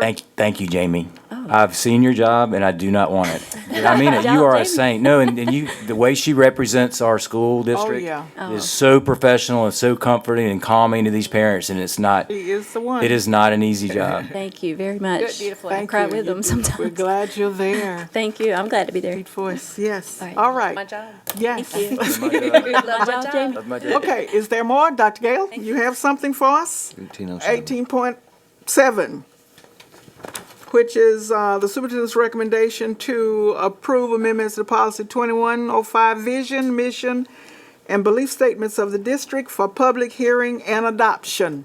Yes, good afternoon or good evening again. As you know, back in September 2016, you approved our strategic plan, which included our updated vision, mission, and belief statements. And to that end, in looking over policies and updates and such with Kelly Osley, who is in our policy office, we noticed that we hadn't updated that in policy. So this is just catching our policies up with what you have already approved. Move approval. It's been moved. Second. Second by Wood. All in favor state, questions? None. All in favor say aye. Aye. Aye. It passes unanimously.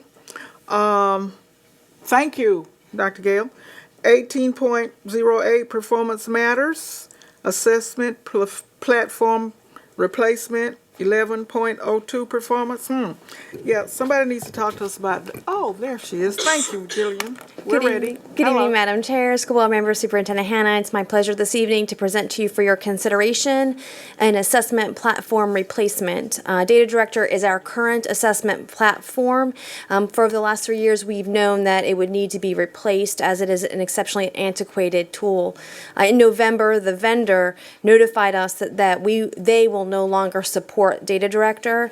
And so what that means is on June 30th, the tool that we use for creating assessments for our schools, not district teacher level assessments, a tool that they use, will no longer be in existence. So we had to go out and create a process and implement a process. So we completed some market research and identified 7 potential vendors for additional research. We created a Florida market analysis map showing all the assessment platforms in Florida districts. We contacted districts and we contacted platform providers to see where they were and what kinds of tools that were embedded as part of their assessment platform. We collected high-level pricing, technical information, and functionality. We presented those findings to a steering committee that selected 5 vendors and then created a functional committee to write requirements and vendor demonstration scenarios. The functional committee consisted of administrators from elementary, middle, and high schools, Title I schools, and several TIS staff members. The functional committee created 300 plus requirements and vendor demonstration scenarios that were sent to all 5 vendors. Vendors then submitted detailed pricing and requirement responses. They were then scheduled for 2-hour vendor demonstrations, and they were provided to the functional committee. The committee used a scoring rubric. 2 finalists were selected based on the scores and their ability to meet the requirements. We then went back to the 2 finalists and asked them to resubmit their pricing. Performance Matters was selected based on a combination of the scores from the functional committee, the applicant's ability to meet the requirements, and pricing. That is the item before you this evening. Move approval. Second. Moved by Striplin, second by Wood. Questions? Hearing none. All in favor, let it be known by stating aye that we accept this recommendation. Aye. Aye. Passes unanimously. Thank you so much, Lynn. 18.09, 2017-2018 Lively Technical Center 4-day calendar. Dr. Pridgeon. Thank you, Madam Chair and School Board Superintendent. This is just we do this every year. It's their 4-day calendar for student that's relative to their schedule, their student schedule. And we've been doing that ever since 2003, and we have to do this every year. Student schedule. Bring it to the board. Yes, ma'am. Move approval. Questions? No. Moved by Wood, second by Rasmussen. Questions? Hearing none, all in favor, let it be known by stating aye. Aye. It passes unanimously. Thank you, Dr. Pridgeon. 18.10, verification of Florida inventory, schoolhouses, old-fashioned fish. Yes, ma'am. This Oh, is it's you. Okay. yeah. Well, and Danny's back here. Danny's going to help Well, me if see, I I'm stumble used through to this a Danny. little bit. It's okay. It's a learning curve, but we have great staff over there. I will say that. All right. And this is just, you do this every year. This is where you turn in that you verify that each class has a specific use, and this goes to DOE assigned by the chair and the superintendent for the next school year. Okay, is there a motion to accept? Move approval. Move approval by Wood, Second. second by Rasmussen. Are there questions? Hearing none, all in favor state aye. Aye. It passes unanimously. Thank you, Randy. 18.11, Ram Construction and Development, LLC, Guaranteed Maximum Price, GMP, Contract for Construction Manager at Risk for Cobb Middle School Buildings 04 and 05, Locker Room and Restroom, ADA renovations. All right, this was brought to the board. The bid was won in October of 2016. It went back to the architects for their final, went to bid, and it was bid, and then we have a final contract before you tonight, awarding it to RAM and coming up with a guaranteed price. Madam Chair. Ms. Rasmussen? Could someone speak to the justification for going with the construction manager at risk for this specific item? Yes, come on up, Danny, and he's the expert as well.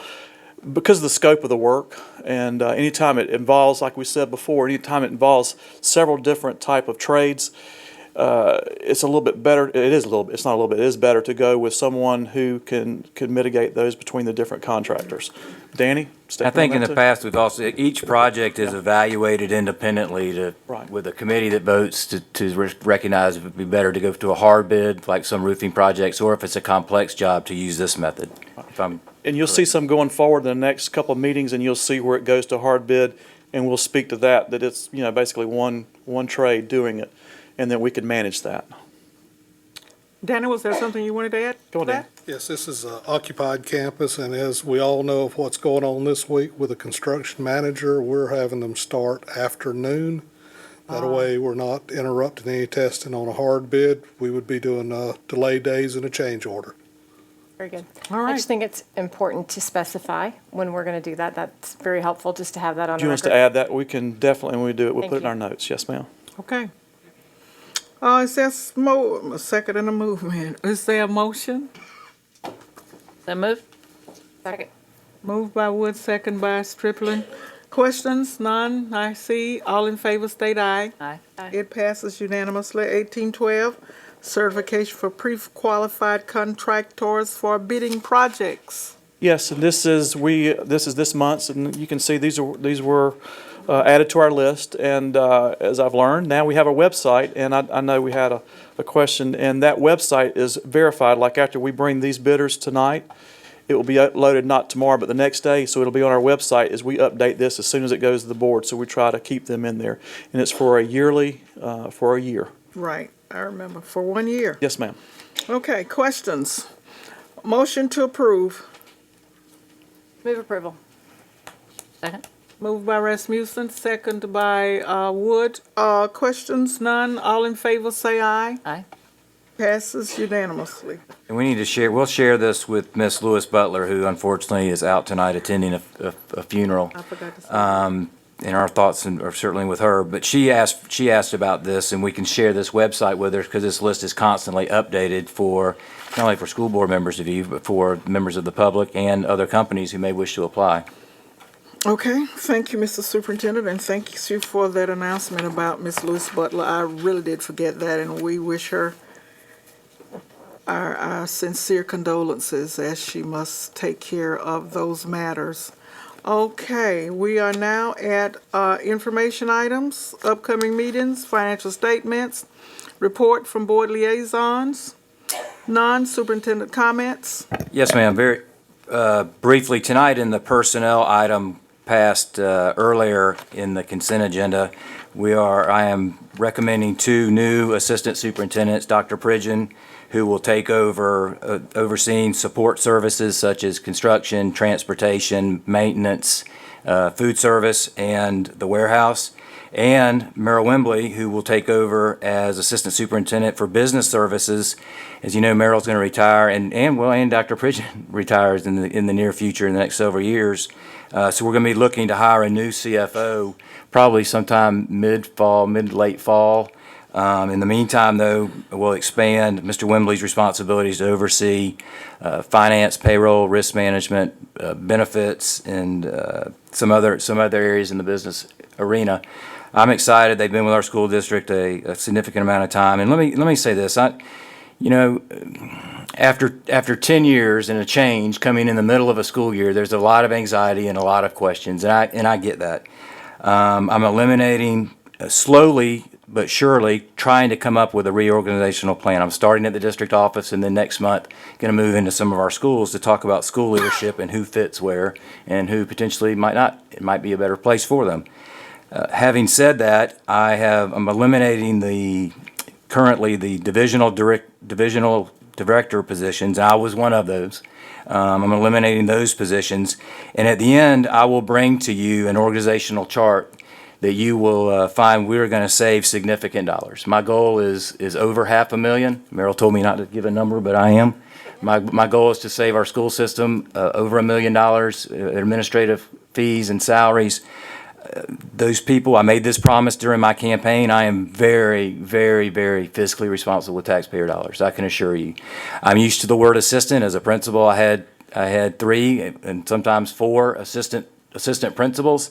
As we process through, I gave you a sheet with Dr. Cox and Kathleen Rogers and John Hunkiar. So there's 7 members of my staff, my immediate leadership team, that are on that. As you know, Dr. Henderson's retiring in June. Ronnie Youngblood's retiring in June, as are several others. But I can assure you that you'll be pleased with what you see. And if there are questions moving forward, I think in prior practice, it may have been done under the cover of darkness, like at the end of June. I know I've witnessed that during my 28 years, or 29 years with our school system, that it just all of a sudden happened. Well, that's not me. I want to slowly move people and groom people in, but it's a challenging time. You have an election that happens in the middle of a school year. You have people that are under contract through the end of June, through the end of the fiscal year, but you're trying to make changes, and you have everybody pulling and asking questions, what's going on, what's going on? And I, again, look forward to meeting with each of you individually to have conversations to alleviate any fears that there's going to be, that I would do just the opposite of what I campaigned against. That was to eliminate wasteful spending. I can assure you that's not going to happen.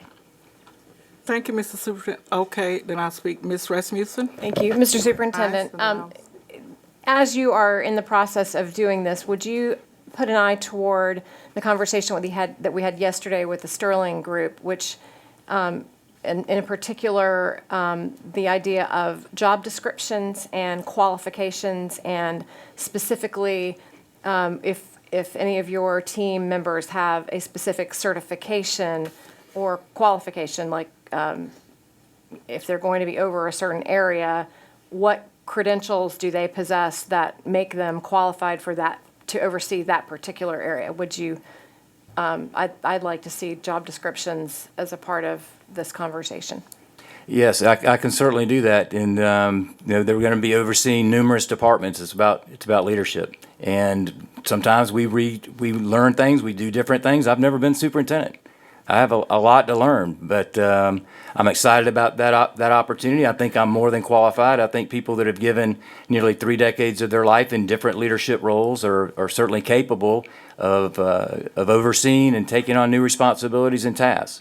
So, but I would be more than happy to provide you that when we come back with our big organizational chart. Each one of these are also assigned a task of coming up with their own organizational structure and chart as to positions, responsibilities, the cost of those positions, and they're going to report back to me by the end of April so we can review each and every one of them, and then we'll have a master plan moving forward. Okay. Thank you, Mr. Superintendent, and thank you, Ms. Rasmussen. I look forward to your organizational chart and with excitement and to view where we're going. I will just say to you that on November 18th, when you took office and I took over as chair, I am all for doing what we need to do to help this district rise and to be even better at what we are and what we can become. But I am not for eliminating any of the programs that have caused us to be as great as we are. And I didn't hear you say anything about cutting programs. But I just want to be on the record to say, as we look at all we do in leadership and management, and those things are different, that an eye is given toward that. Now, I heard you say and that you would be looking at hiring a CFO in the near future when Merrill retires, and I'm not asking for a date. Does that mean you will be looking for, I don't know if that person would be a CEO, probably not, but in the contract area, a Mr. Connell person? That sounds a little disjointed. Well, our CFO will look like Merrill. Right, well, maybe not exactly like Merrill. Okay, Hopefully not. I got that. Right, but also we have a position in HR director that we're going to need to. I'm going to plan on advertising that the first part of April. As you know, Ms. Dennis leaves at the end of June. So in one of our audit findings was we have to have a bench. We have to train people. They just can't walk out the door like Candy Southern did, and we not have people trained to take those positions over. And we might have to suck it up financially for a month or two, but well, and all in all, but having said that, Mr. Albritton's more than capable, I believe, of taking on a lot of that responsibility that Mr. Connell had, and we'll continue to evaluate that position in facilities moving forward. And I appreciate that. And you know, I've always been a stickler that institution memory is so important to us to help us chart our course. And of course, this is your course as superintendent. But when it comes to the policy, that's our area. So I just look forward to it, not suggesting anything other than, as you, we want the best for what we're trying to do as we educate our students. So congratulations to the individuals that you are promoting. We look forward to working with them. And as I looked at that blue sheet yesterday, they are going to have to be some magic working individuals because there are lots of duties under each one of those headings. And They are. They're, I'm a little worried about well, that. I thought but long and hard about this, Yeah, and I there's a think the lot to people do in these under there. positions are more than capable of doing those Certainly jobs support that. and Okay. functions. And, but let me say, we're talking about changes of titles. As far as expenditures, it's gonna be revenue neutral, wherever the term is. Okay. We're not gonna see an added expense because we're changing titles. Okay, it's just a different, you call it something different. Okay, important stuff. Thank you for sharing that. We look forward to even more information. Okay, where am I, Mr. Wallen? Ms. Stripling, you're supposed to help me. Where am I supposed to be right now? Gotcha. Where am We're I? at 21? 22. 22, continuing concerns from board members. Safe zones for immigrant students. Ms. Wood? Okay. Well, I've already spoken a little bit, and I really appreciated the report that we've already received. I believe at our board workshop, we requested that Jillian Gregory perhaps come up with a statement that the board could review and maybe put on our website and just let everybody know, students, parents, everybody, that our schools are safe zones for all children. And so I'd just love to hear what she's put together and find out what the board has to say about it. All right. Come on up, Ms. Jillian Gregory. Good evening, Madam Chair, School Board Member, Superintendent. Given the direction at our March 2nd school board retreat, the following statement has been drafted in coordination with Chris Petley, who functions for the good of the order as our public information officer. So this is a draft statement, and I look forward to your feedback and direction on how to move forward. Pursuant to federal law, students may not be denied a public education. As such, Leon County Schools is committed to providing a world-class education in a safe environment for all students, regardless of immigration status.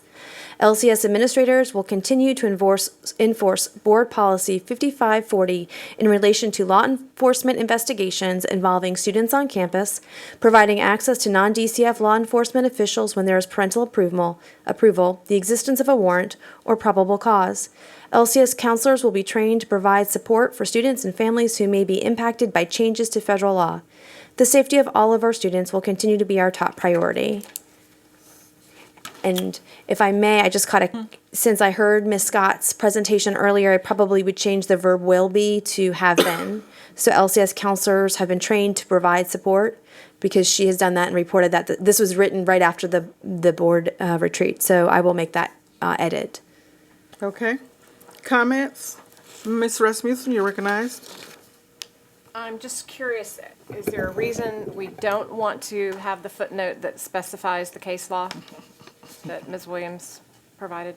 The direction I received from Ms. Williams was to write pursuant to federal law. I will do No, I'm whatever. okay with that. I just wanted to see if there was a specific.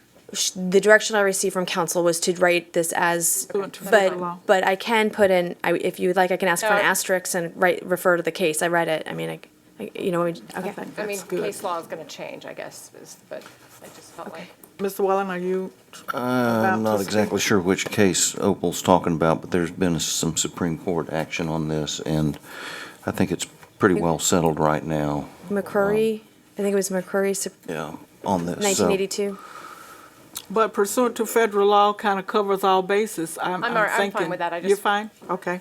Further comments, Ms. Wood?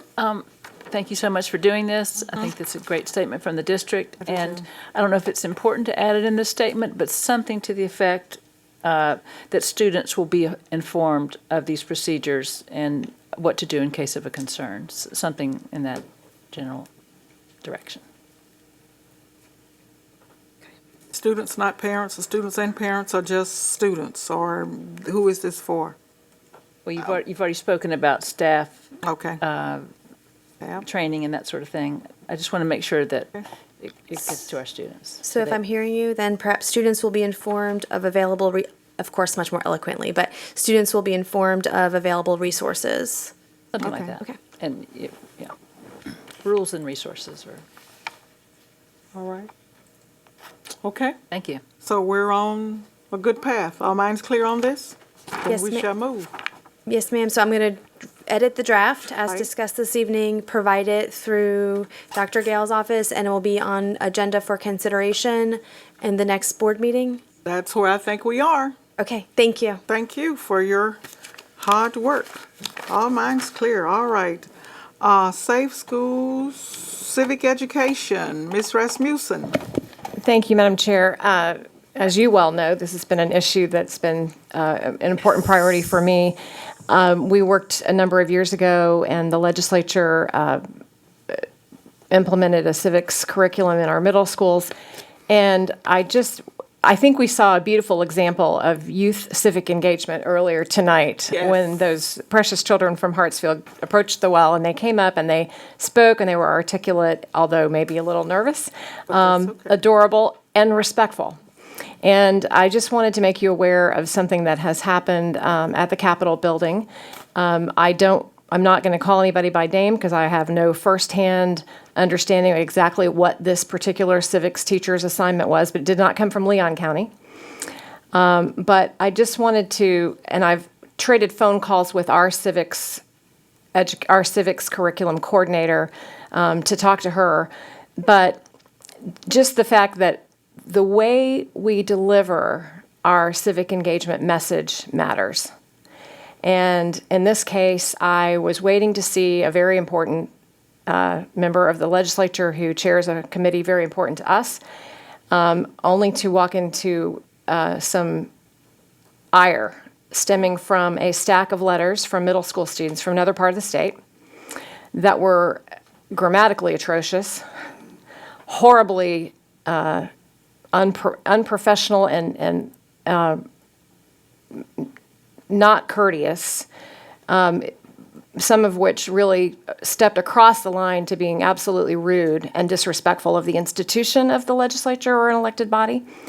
And there was just this growing sense that that we as educators are trying to generate the next generation of protesters that are anti-American. And I don't think that's the case in our school system. I certainly hope not. And so I wanted to just say that I think that it's really important that as we, and many times you've heard me say that, I think it was John Dewey who said, democracy has to be reborn in every generation and education is its midwife. That is so true. And what the superintendent said earlier, he said, it's not about, what'd you say? It's about creating citizens, not preparing citizens, not about a test score. So to help the next generation be prepared to become politically engaged, civically engaged, but respectful and able to engage in and articulate an argument, articulate one side or the other. It would appear that this teacher may have given a very specific one-sided position to her class, his or her class. Again, I don't know that for a fact, but it would appear that that's certainly the way it came across to the legislators. And so I just hope that we can be really careful about making sure that we're teaching our students to look at all sides of an issue, to civilly engage in dialogue and critical thinking and respectful communication, and maybe even being asked to articulate an argument that they don't agree with, because maybe they should be split into teams or something. I don't know. I'm just saying that the way that we deliver this message, the way that we educate, and the way that it comes across, it matters a lot. And so I just offer that for what it's worth. Thank you. Well, thank you for offering that, and it's worth much to us, I'm sure. Civic education is important. Okay, and now we're ready for persons to be heard. Our first speaker here, and as I'm looking, let me just say we will adhere to our 3-minute time limit. Mr. Wallen has the clock. Our first speaker is Lynn Connell. Very well done, thank you. I got it right for second time. Thank you. Very well, thank you so much. Come up to the podium, please, and give us your address for the record. Thank you so much. And the topic that you're speaking about. Thank you. My name is Lynn Keneal, and I live at 3676 Pine Tip Road, Tallahassee. Thank you for the opportunity to address you this evening. I appreciate it. I have a statement that I would just like to make for the record. I am speaking as a concerned citizen who happens to be a long-term employee of ACE and Leon County Schools. ACE has been recognized as an exemplary program for many years, and I'll be happy to provide you with any references that you might need to confirm that. In recent board meetings, the superintendent has expressed serious concerns about the operation of ACE. Both the superintendent and Dr. Pridgeon have both had oversight of ACE for many years. To my knowledge, none of these concerns have ever been expressed to ACE. I am sure at any time the ACE staff would have welcomed any opportunity to discuss our school programs and operating procedures.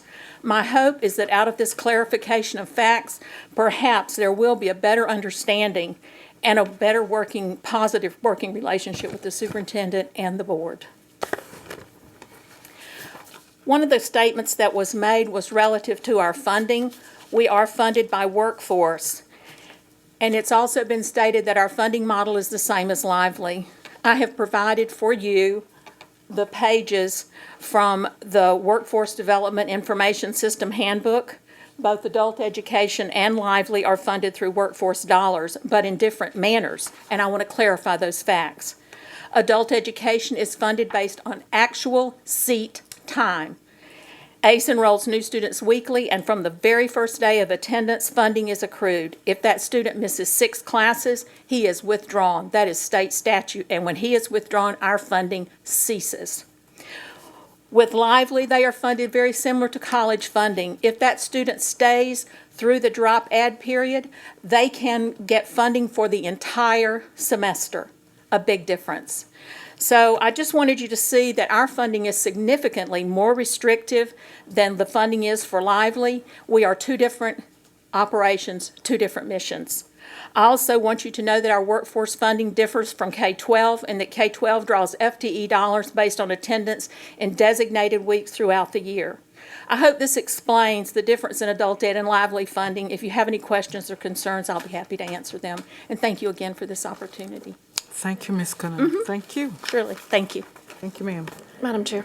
Yes, Ms. Tripp. Can I ask a question just on that note? I know the superintendent had brought up earlier that the teachers at ACE were paid on a 4-day week, and I believe we were Absolutely. presented earlier that Lively was a 4-day week. Yes, Is there a ma'am. difference between the two? Oh, yes, ma'am. We actually have someone that's going to speak to that, but I can go ahead and answer it for you if you like. If you can just briefly. Surely. Our teachers are, for the most part, hourly teachers. If they don't work, they don't get paid. They don't get any spring break or any of those things that contract teachers get. We have 2 teachers that are in the position that the superintendent referenced, and the reason they're in that position is because we don't have adequate staff because of limited funding to allow for their planning time or their duty-free lunch. And so unfortunately, they're given all of that on Friday because otherwise those teachers would be out of contract. There are no hourly teachers that normally work with the Adults with Disabilities program that work on Fridays. Okay, Do you need me to clarify that further?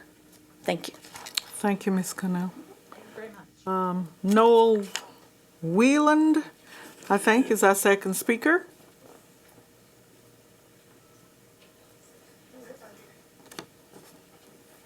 Address, please. Hi there, I'm Noel Wyland. I live at 1210 Stony Creek Way in Tallahassee, Florida. And thank you for the opportunity to address the board. I have a statement I'd like to make, and I'm speaking as a concerned citizen who happens to be a long-term employee of Leon County Schools with ACE. At the February 28th board meeting, a concern was expressed by the superintendent for how data is gathered and utilized at ACE. ACE gathers and utilizes data on a daily basis. At the beginning of the school year, all teacher class schedules are entered into Focus by the administrative staff. This allows for the tracking of students this allows for the tracking of student instructional hours for reporting purposes. When a student arrives to enroll, he or she is entered into two systems, the FOCUS system and the Test for Adult Basic Education, or CASAS, for our ESOL students. Attendance is tracked, and teachers are given monthly management reports to verify the accuracy of the data.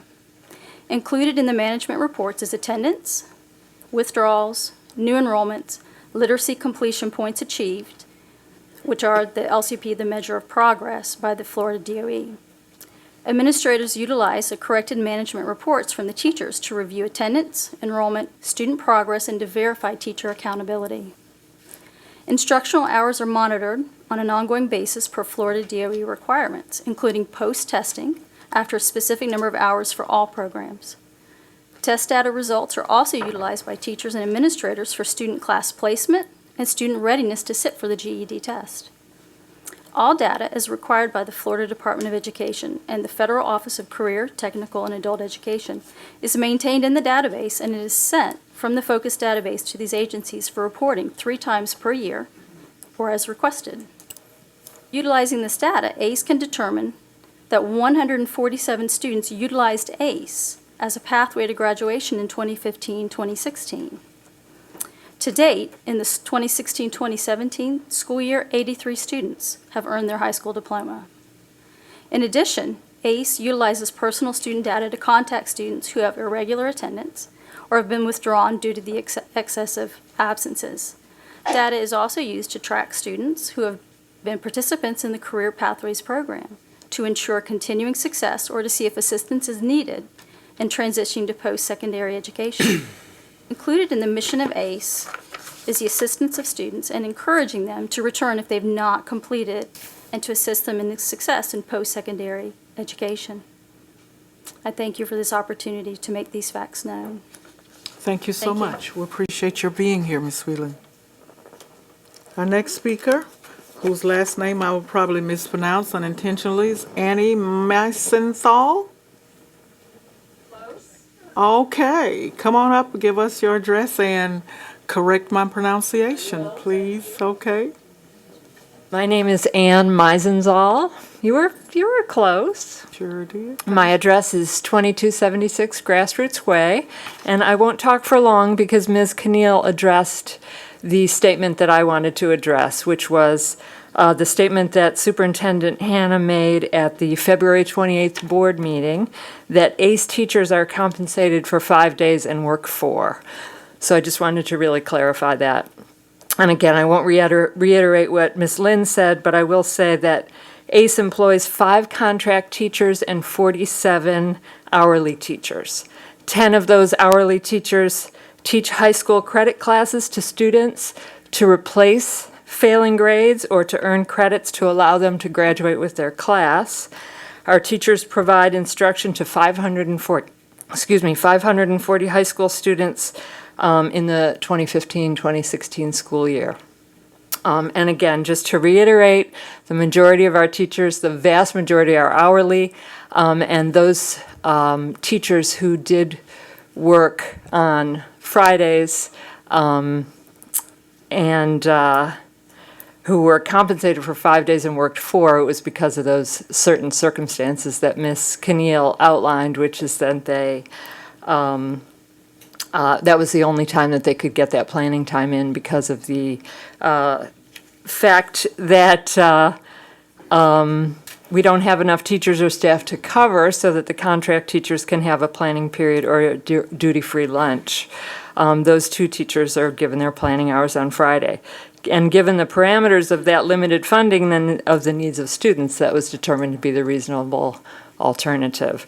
And I have a copy of the contract with Leon County Teachers Association collective bargaining contract that clarifies that if need be. And I will hand this to someone. Thank you. All right, thank you, ma'am. We appreciate that. Our next speaker is Cheryl Tucker.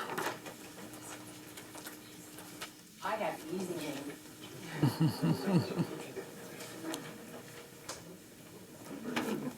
I want the same reception that little girl had, too. We got it. You know what? You really do have it. That's a beautiful necklace that you're wearing. thank I you. will just The tell you earrings that. match too, Miss Yes, Bowen. yes, yes. We recognize that. Okay. Okay, but I need your name and address for the record, please, ma'am. Well, Ms. Bowen, my name is Cheryl Tucker.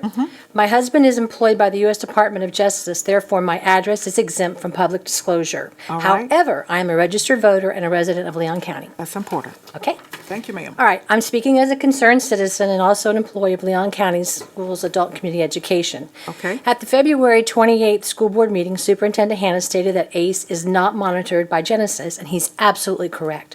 But he failed to mention ACE utilizes a system known as Focus. 2 years ago, the district mandated ACE implement Focus, a state-approved database. This was not state mandated, but a district mandate. Focus allows teachers to take attendance online each day students are enrolled, tracked, and withdrawn. Reports for DOE and Federal National Reporting System, NRS, are drawn from Focus. The fee for ACE participation in the Focus database for this school year is $16,030.65. Please note on the invoice provided to you, ACE only utilizes one component of that system.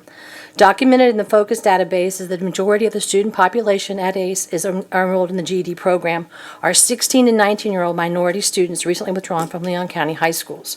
The second largest program is the high school co-enrolled students for high school students. The third largest is the English for Speakers of Other Languages, ESOL. This student population includes parents of children enrolled in K-12, including the recent influx of refugees, and 16 to 18-year-olds the high schools find difficult to serve. AD program is the smallest of all students served.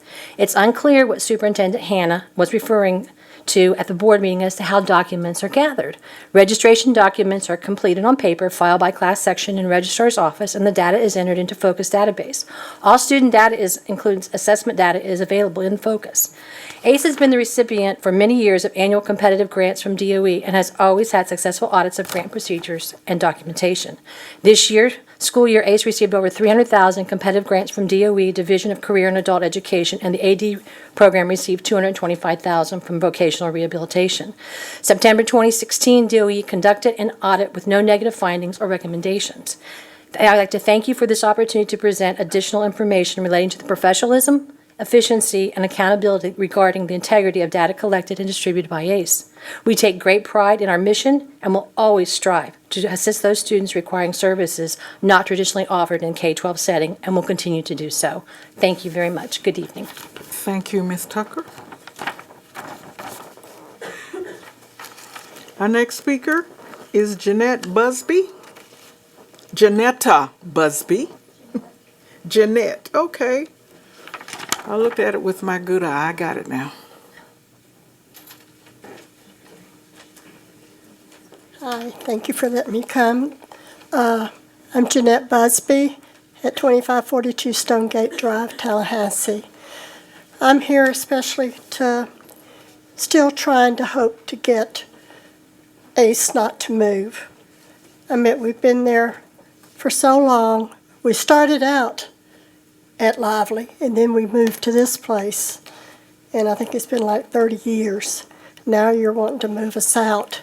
The only thing I do feel for the PACE students, they do need to go to another place, but not this building, because we've got the Tom Brown Park right there that they'll be jumping over the fence and running over there too. We've got the Florida Correctional Institution there, close by, the farmland right across from ACE, they'll be jumping to go with the cows or the horses. And then we've got the elementary school, Appalachia Elementary, and then we've got Lincoln High School. It breaks my heart that Chris is going to have to leave to go to another place. What I fear the most, he's going to be skipping out somehow or another, getting over with the TCC students. He's always planned that he wanted to go to college. Now he feels like this is his opportunity to do that, and we don't want that because we don't want him to be taken advantage of.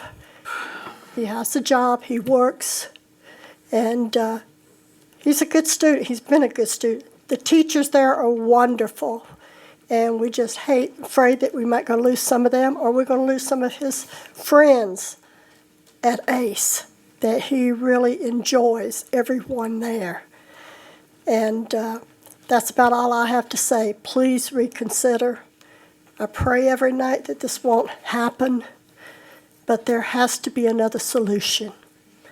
And just thinking about you busing them, the kids, back over here to ACE, where ACE was. Did you include the money for the transportation and for picking them up, taking them over, bringing them back? I mean, that's a lot of money, and I don't feel like it was included in that amount. You said 50,000 or 55,000. That's all I have to say. Thank you. Thank you, Ms. Busby. We appreciate your being here and your comments tonight. William Busby. Same address, might be some legal relationship. Same address. Okay. Come right on up, sir.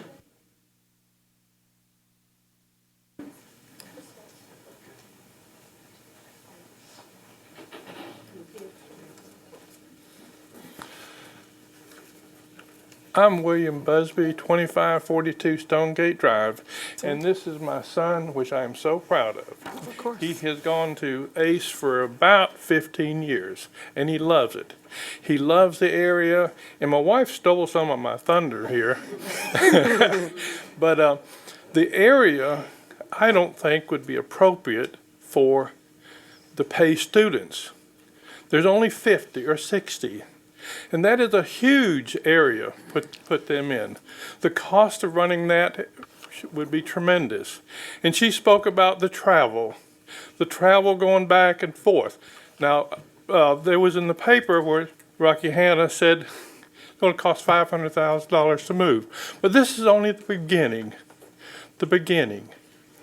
There is going to be cost of busing, as she spoke of. It's going to go, back and forth. And you're going to have attendance for these students. You're going to have wheelchairs. You're going to have all kinds of other facilities. And this is not going to be cheap. Has anybody made a discovery or tried to determine what this would cost? I don't know. But anyway, Chris has been there. He loves the place. He loves the teachers. He loves the area. He can walk out he can go outside if he wants to. He's perfectly safe. There's nobody there that's going to give him a bad time. There's nobody there that's going to ridicule him for his problems. He's in a wonderful place. And the teachers love this place. And I think that moving the 60 students, and there's somewhere you can put these students. Pay students. I know there is. I can't tell you where it is, but there's another.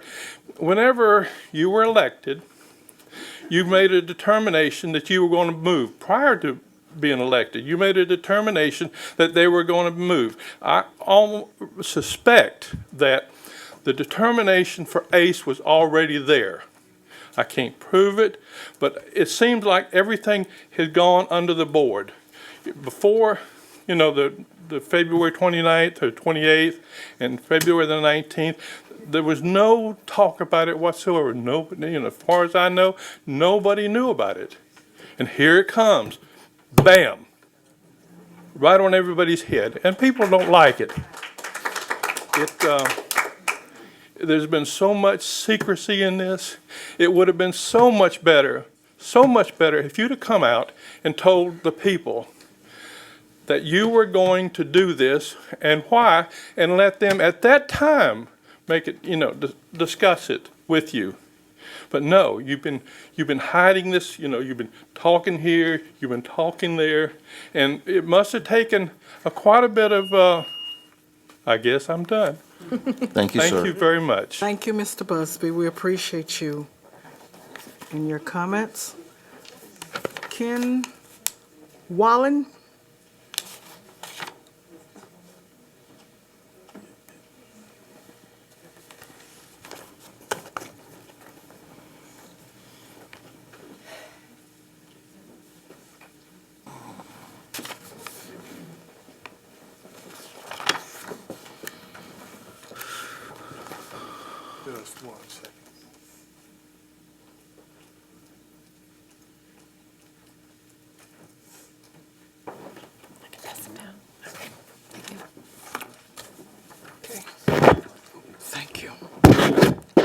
Didn't give one to the lawyer, did you?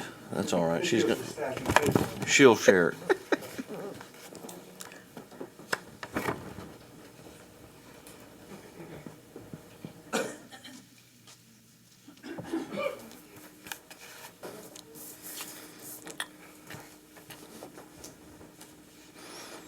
My name is Ken Walling. My address is 2121 Olivia Drive here in Tallahassee.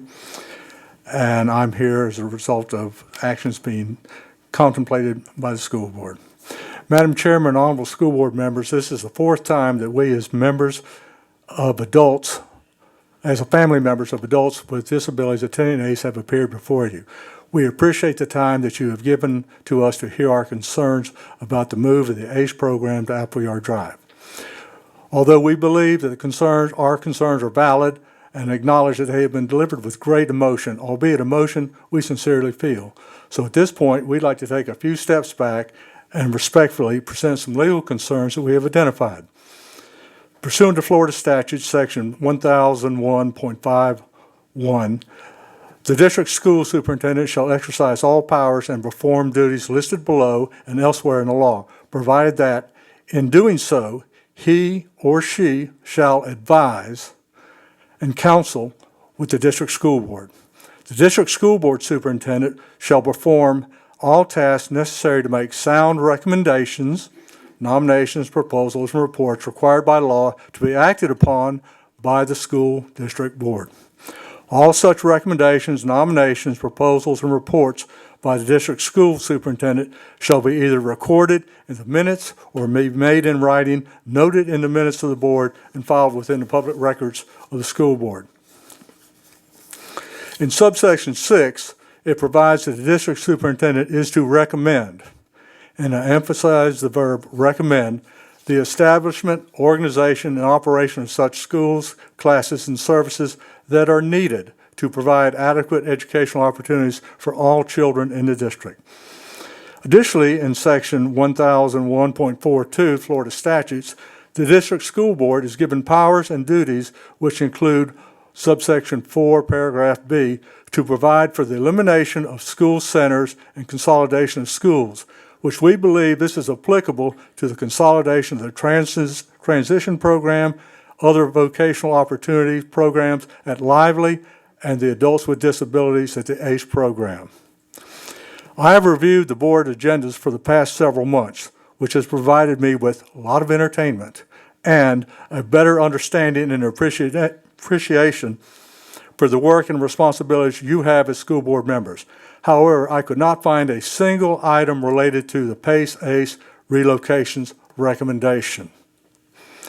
Based on our concerns regarding who should have done what and who has approved this proposal, we respectfully ask that the board consider a motion delaying the proposal to relocate ACE to Lively and PACE to the existing ACE facility until such times that a formal options and proposal can be brought to you for your vote. Thank you for your time. Thank you, Mr. Wallen. Our next speaker is Mr. Michael McBride.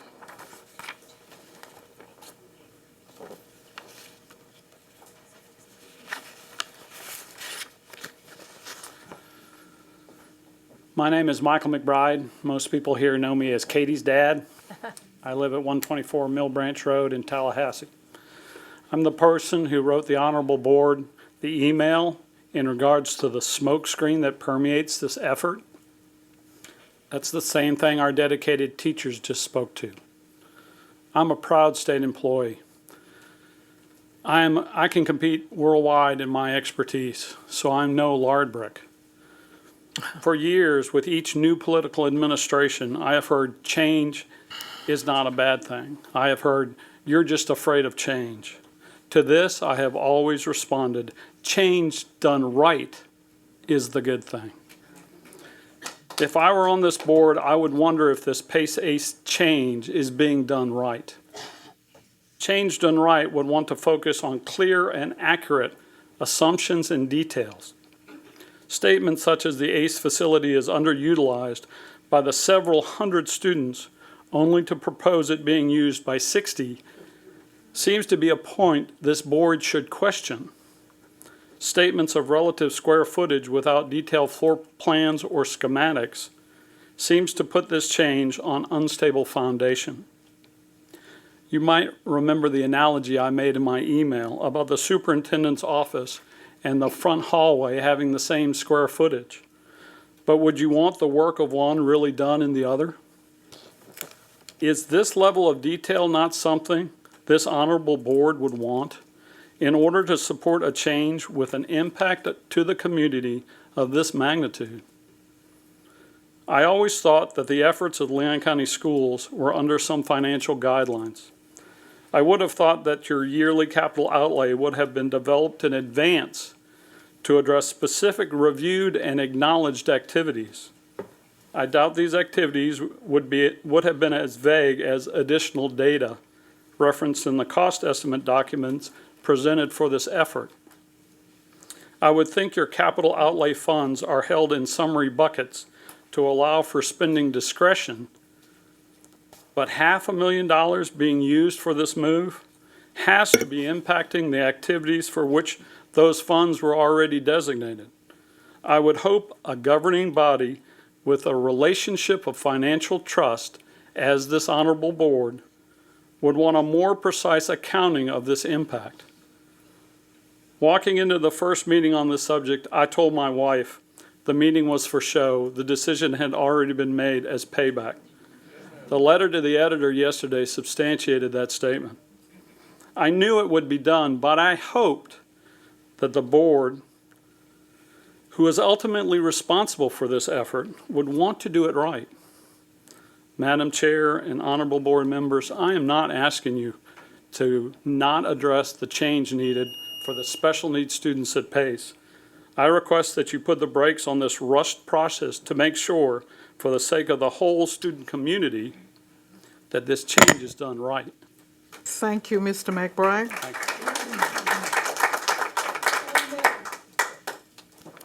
Rebecca Rudolpho.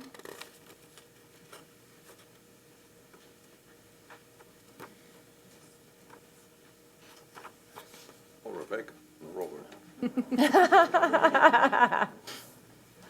Good evening. Good evening. Esteemed honorable board members, Madam Chair, I want to thank you once again for the opportunity to speak here. Address for the record, please. Oh, I'm sorry, 2213 Greystone Lane, Tallahassee, Florida. In the article from Monday, letter to the editor, a Pace parent reported where the parent was very grateful that Mr. Hanna worked with them prior to his election to make sure that they found a place. This goes back way to November. Unfortunately, he has yet not engaged us anywhere in the same manner that we deserve. I'd like you to all please understand our fears and our anxieties. I'd like for you to all briefly put yourselves in our shoes.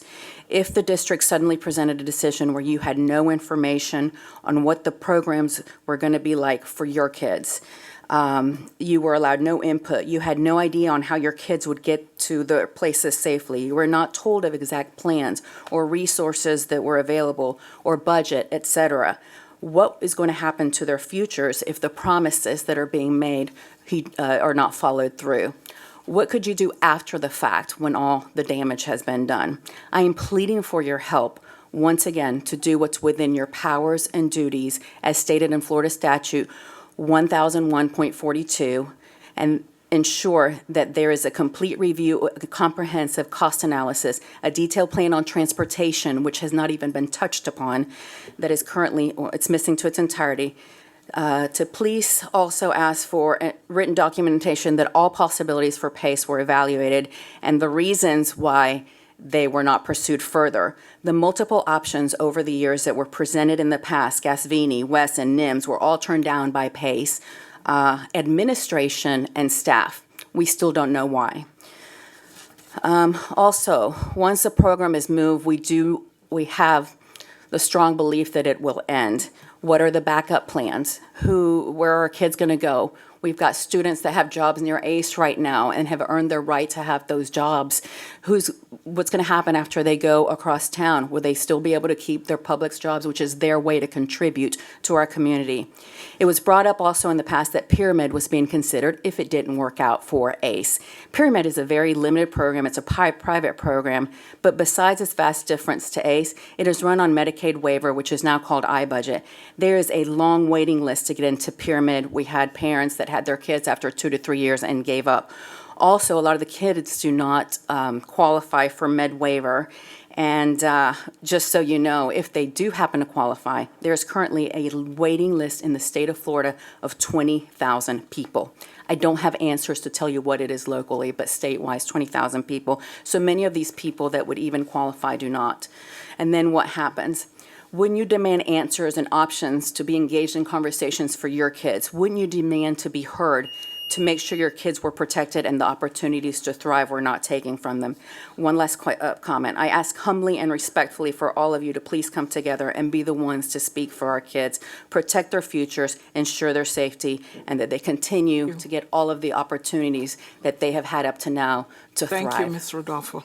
Thank you. Joe Rodolfo?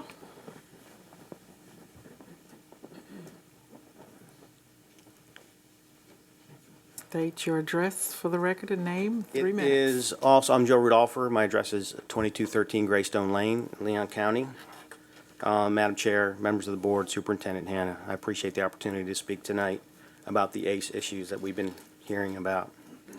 I've been aware and involved in this issue for the past several weeks because my brother-in-law, Robbie Del Moral, and the extended family will be significantly impacted and not in a positive way. I'd like to make note of some of my observations and the appearances of this process. And I'll say up front, please bear with me. I didn't know I had a speaking part tonight until just a few minutes ago. As I try to look at this objectively as possible from the stakeholders and population of ACE, I'm going to summarize what's happening here from this perspective. We started out by being notified not more than 2 months ago that there will be a significant change to the student populations of PACE and ACE and to the facility at Lively in the near future. At the risk of being redundant and in the simplest terms, the problem being solved here appears to be PACE students housed in a poor facility and classroom space at Lively currently being underutilized. In an attempt to resolve these issues, Superintendent Hannah proposed, and now apparently has mandated, that there will be a relocation of the PACE students to the location where ACE students now occupy, and that the ACE students be relocated to the Lively facility. While this looks to be a great benefit to PACE students and the Lively facility, I think anyone should be able to see ACE students have been left out of the benefit side of this equation. At a minimum, there's much anxiety, concern, questions, and issues yet to be answered, much less resolved, with regard to the ACE population. If there had been a clear, detailed plan and benefit communicated to the board and the stakeholders, I don't believe there would be this much pushback and anxiety related to the issues mentioned. We're not talking about a minor inconvenience here that can be addressed with statements, simple statements. The students will be safe, the students are a priority. This issue is so impactful, costly, and affects so many. One would have expected it would have been preceded by sharing significant research, communication, analysis, planning, and most importantly, consultation with stakeholders in this body. It doesn't appear this happened, and if it did, there's quite a large number of people who missed this information and the opportunity to weigh in before the decision was made. I'm also aware of public records requests, myself included, for additional information, many of which, some of which I'll say, to my knowledge, have yet to be answered, which adds to the concern for the future of ACE and the appearance these concerns are being disregarded, which adds questions regarding procedure and policy. Superintendent Hannah, you mentioned this being learning in a new role. Please take this as an opportunity to learn and weigh in and make this right for all the parties, not some of the parties.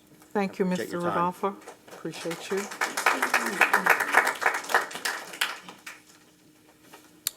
This is one. Ann Meisenthal. Did I? She already spoke. Oh, okay, I've got the wrong list here. Hold on. I can get the right card.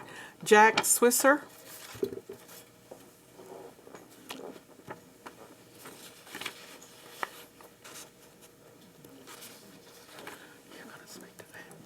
No. Okay. Not unless you want. Hello, my name is Jack Swisher, and I live at 4425 Stratfordshire Court. And I'm here because my stepdaughter, Elizabeth Peaty, attends ACE. And I hate to think of her moving from the current location to the Lively location. My stepdaughter is 4 feet 8 inches tall. She weighs 110 pounds. She has a very soft voice. She is not assertive.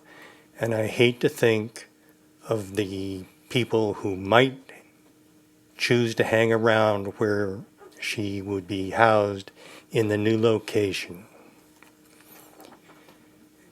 Now, I have another concern too, and that has to do with travel time. Now, I realize that no matter where ACE is located in Leon County, that some individuals are going to have to travel farther than others. But I wonder if there was any study done of the total distance traveled by students to the Lively location compared to the current location. And I would strongly ask the board to reconsider this change in the home for ACE. Thank you. Thank you, sir. Appreciate that. Our next speaker is Sandra Green.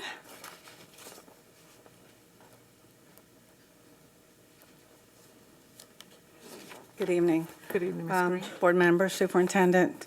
Your My name is address Sandra for the- Green, at 1112 Eureka Court. Thank you. I am the proud parent of this handsome young man. Sorry, whew. All right. Start back there. He is, I'm going to present mine as assuming that this is a done deal and they are moving. I feel like the others have addressed the alternative issue, and I'm just going to move on. Ryan has been in the Leon County Schools program since he was 7 weeks old. Yes, 7 weeks. He is about, if he goes to Lively, this will be the 10th school he's attended. He went to Leon until he was 18, and then we moved him to Everhart because Leon had not provided job training skills and adequate speech language therapy. So we got him into Everhart through the till he was 21. He graduated from Everhart with a job at Publix. He currently works at Publix. I'm sorry, it's pride. He works at Publix. He's been there 18 years. He's a bagger. He works part-time as a bagger. He is also, during slow time, he works as a cashier. This young man has Down syndrome. If you know anything at all, you know math and Down syndrome don't go together. He has also been presented with a possibility, with a job of including the deli. So they're going to let him work in the deli about an hour at a time during a low, slow time as well. He's going to serve the hot meals and cut vegetables for the deli. Now, to me, that goes back to he's had outstanding teachers in all 10 of the student places he's been, plus an outstanding parent involvement. And the transition that Mr. Hanna had presented to us was possibly moving to transition to Lively programs. You got a guinea pig right here. It's my understanding that they're not, if this program goes through, the move goes through, they're not planning on moving the commercial kitchen that's currently at the Trojan Trail location, that's been paid for by the AD money, belongs to this group, but it's my understanding it's planning on staying right there for the pay students. When they move over here to Lively, they're going to have your standard stove and refrigerator that's probably in worse condition that we all have in our house. It's been sitting there probably for years. I don't see how that's a teaching tool, that you're leaving their appropriate teaching tools behind, uprooting their location, moving them, and to provide them with equipment that is not teachable equipment. If you want to present this program to transition into Lively, then provide them with the tools to teach. You're taking them away. Thank you. Thank you, ma'am.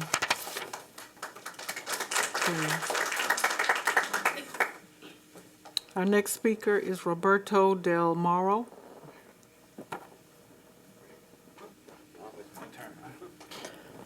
How you doing? Hello, sir.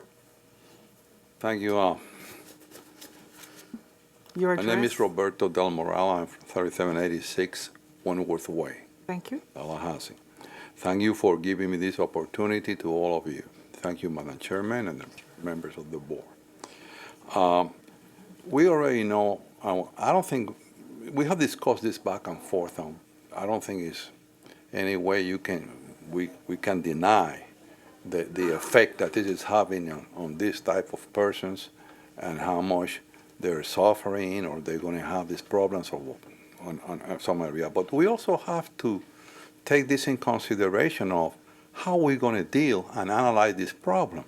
At this moment, I mean, I have dealt with private enterprise projects. I have dealt with bills and their fiscal impacts in the government, and everywhere I deal with a project, there is a presentation with enough information for people to make an analysis of what's going on there, comparisons to an other type of alternatives. I haven't seen anything of this, and I've been looking for it. Not only I think we have a problem with this, I think we have a problem of the board getting the right information. I mean, we know that they have been explaining to you right now, I mean, about all these mistakes and misinformation that you people have been receiving, okay?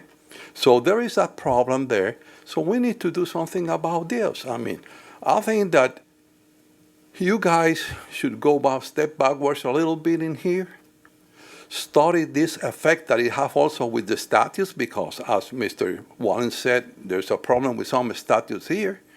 I don't think that this is a done deal at all, because you see, it's the board, the one that have the final decision regarding the moving of a school or capital outlays. And as right now, for example, 1001 said that you all are the only one that have the right to condemn certain things. Well, 2 weeks ago, there was a couple of stuff condemned at ACE. I never see anywhere around any of your bills or anything like that, or any place or videos that says that you guys condemned it. I wonder who condemned those things, and it had to be you. There's also like there's also in the last video there was Ms. Rasmussen saying that you should go back and reevaluate. That I think that she was right. I think you have to go back and put all the, cross all the T's and put all the dots in everything out and find what the heck is going on here. And also Ms. Stripling, reaction to a guy that was here the other time, she asked for, give me some information. He was paying a contract, that somebody had to pay a contract, and only his word, there was nothing there, and she voted against it. Thank you, Mr. So, I think that we should take a step back and take our time to be sure. Thank you so much, we appreciate it. I don't think any other speakers? Comments? Comments? Yes, ma'am. Ms. Stripling. Thank you, Madam Chair. I think we could all agree we're all exhausted. Am I the only one that is exhausted? No. And I feel like we're exhausted and we shouldn't have to be. Just bear with me just for a minute. I think we would all agree in here our students are over-tested. And recently, Senator Mumford has proposed legislation that puts together a great plan. And I read in the paper today, he did a 3-year study. 3 years, he put together information, he went around the state, and he gathered everything he needed to try to get the legislature to vote for this, and it's moving its way through, hopefully. What we're seeing here, we're not seeing that kind of background. And let me be the first to say that I support this superintendent. We had some great discussions yesterday, this past week, of things that are going to change and be changed for the better in the coming years, and things that are going to help the district. However, I don't think this is one of them.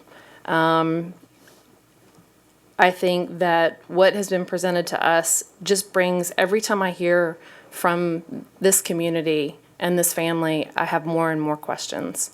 I've asked for financial analysis, and what I've been given is not adequate. It's something that one of my interns could put together in 10 minutes.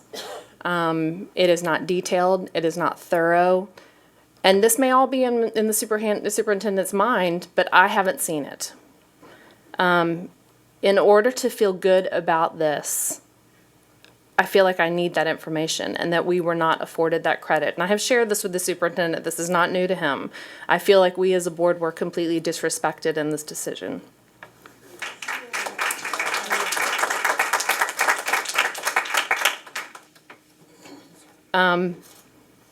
I would like to, and I don't know what posture we need to be in, but I would like to make a motion that we put this on hold until we receive every piece of information that we need. And it may be that he presents something that says, yes, this is the right thing. I don't know that.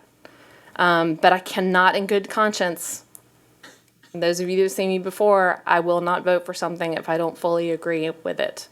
And I don't fully agree with this. And I would like to encourage my board members to consider that this is our responsibility. They outlined some statutes for us here that it is the powers and duties of the school board for establishment, organization, and operation of schools. And we're talking about 3 schools that we're looking at here. And I feel like we need to put the brakes on.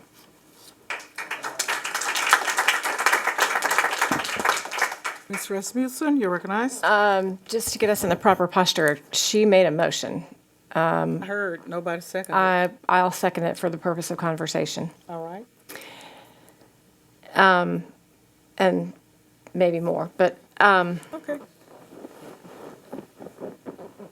and again, I want to say, which I've said before, but it bears repeating, that I fully recognize and appreciate that our primary responsibility as a school district is to provide K-12 education and/or assist students who are trying to attain their GED.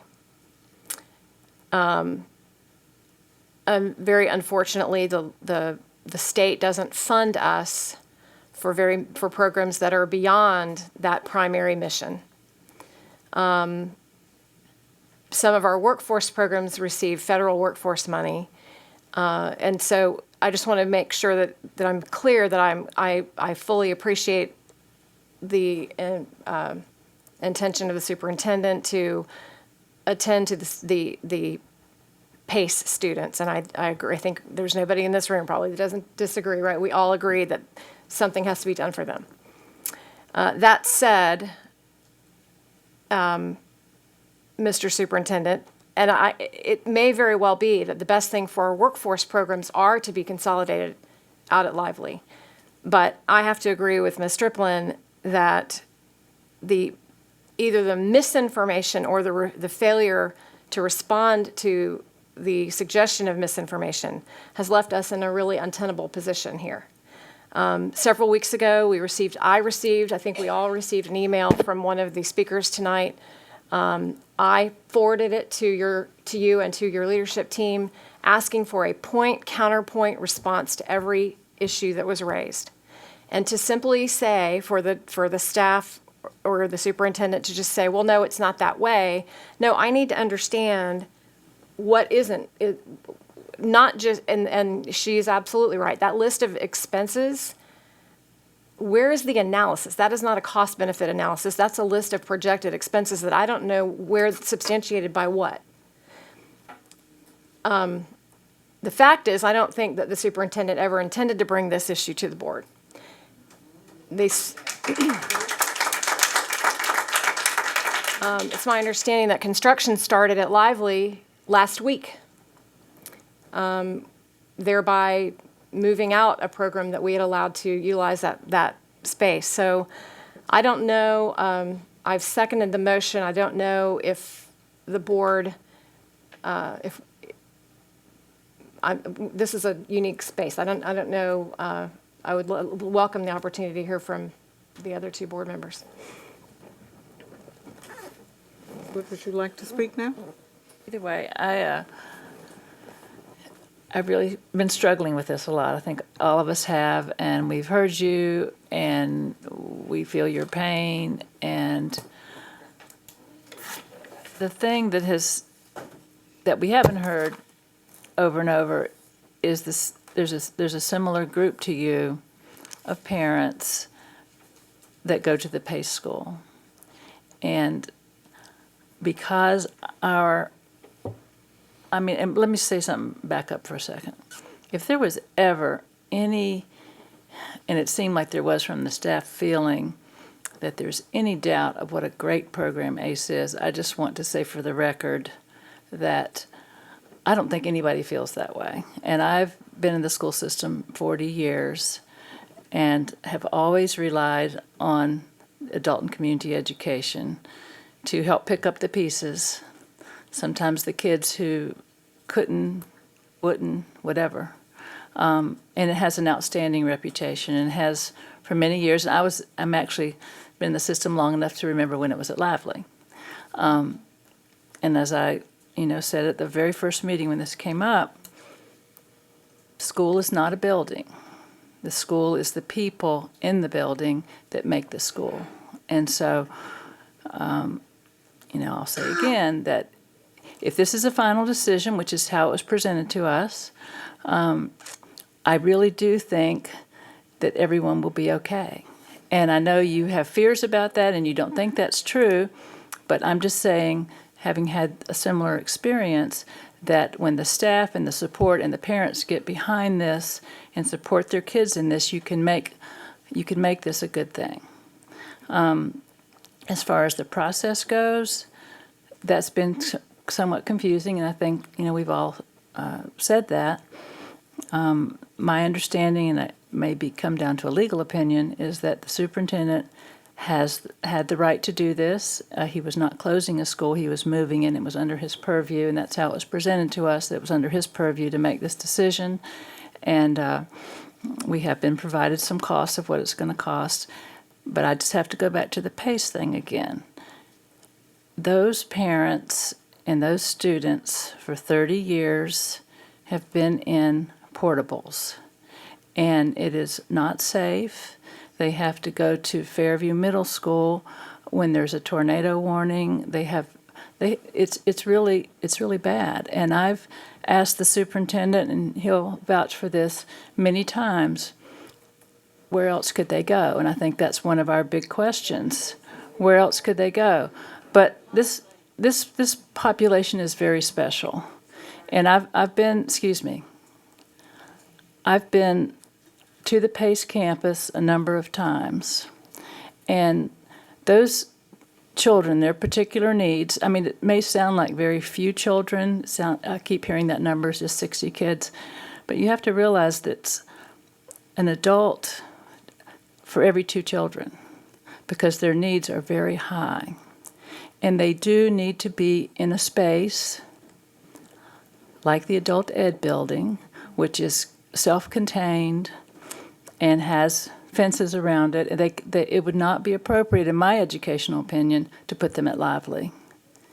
I've asked about other spaces, but I just have heard from the superintendent that we don't have another option and we don't have the funds right now to build them a new building. And so this is, unfortunately, as someone said, the benefit in this case is coming to these, younger children. And even though I do think it will be okay, I understand that you are suffering or the adult education program is losing something that they value very much. And I don't blame you for fighting. I admire you for it.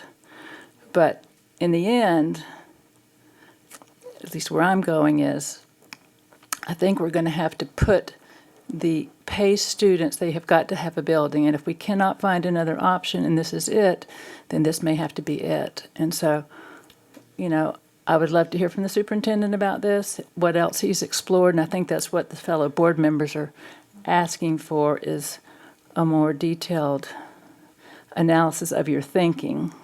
Because you've said it to us in private conversations, but maybe the population hasn't heard what you've gone through to try to find another location for PACE, because I really think that's the crux of this. If we weren't looking for that, there would be no discussion of moving the adult ed program. It's all being pushed by the need for PACE to have a building, and we haven't been able to find another option. So I don't know if you want to speak to that, but that's what I hear, and that's your reason. Superintendent, you're I recognized. think I've laid this out numerous times.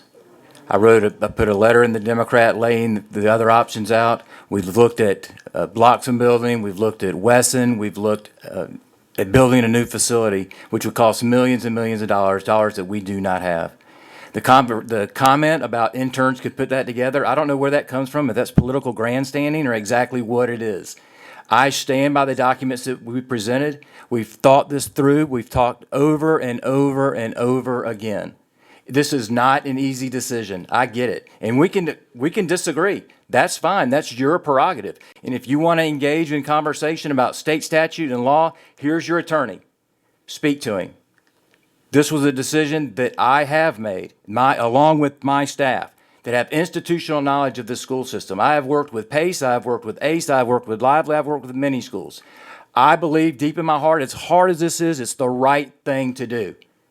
Now, I've been pushed, I've been talked to, we've talked about it and talked about it and talked about it. If you all want to take charge and vote and try to overturn this or overrule it, have at it.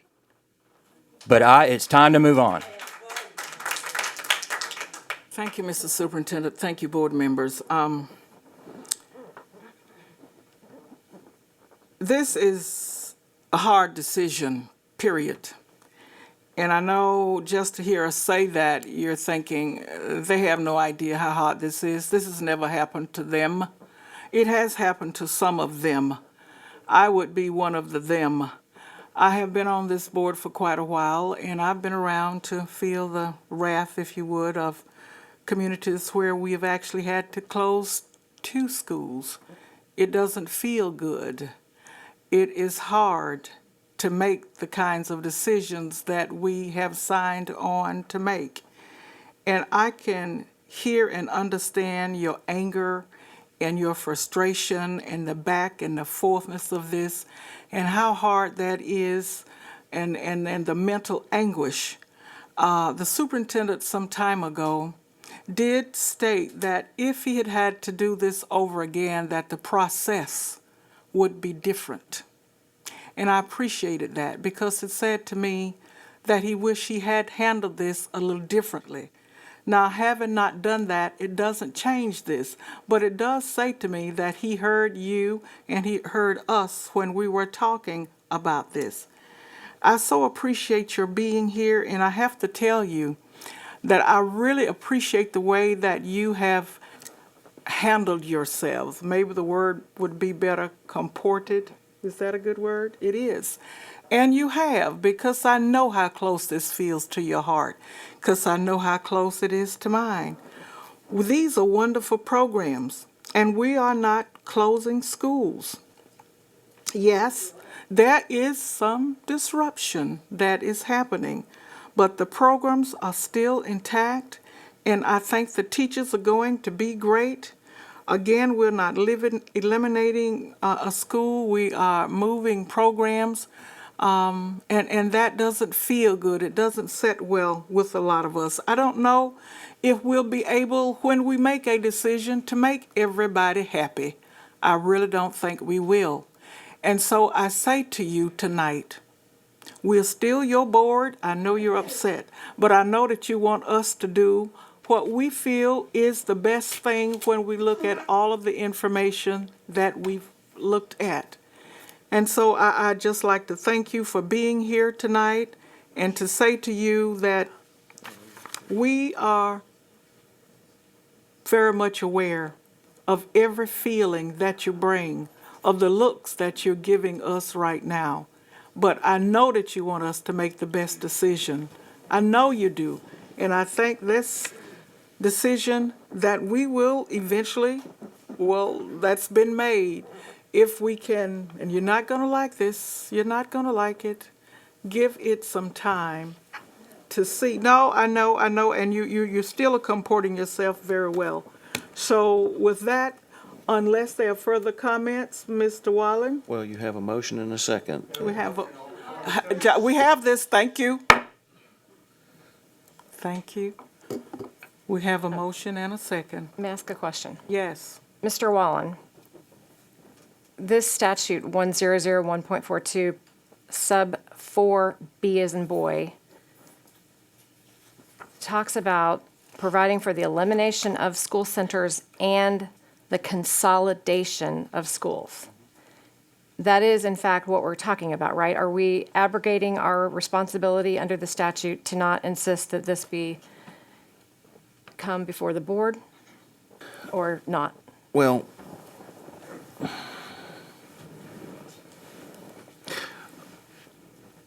short answer is I don't know, but let me talk a little bit about this. What this has been presented as is moving a couple of programs to a different location, okay? We have programs at all of our schools, okay? You can just go down and list them. We have an IB program at Rickards. Sure. We have an ROTC program at Lincoln. We have a magnet program at this school and a magnet program at that school. And every year, the staff sits down and makes decisions about other programs with the superintendent. Where are we going to put the hearing impaired program? Where are we going to put the autism program? And they move around, and the board does not vote on those, okay? And if the board wants to vote on those, we can have a policy that says that those things will be decided by the board.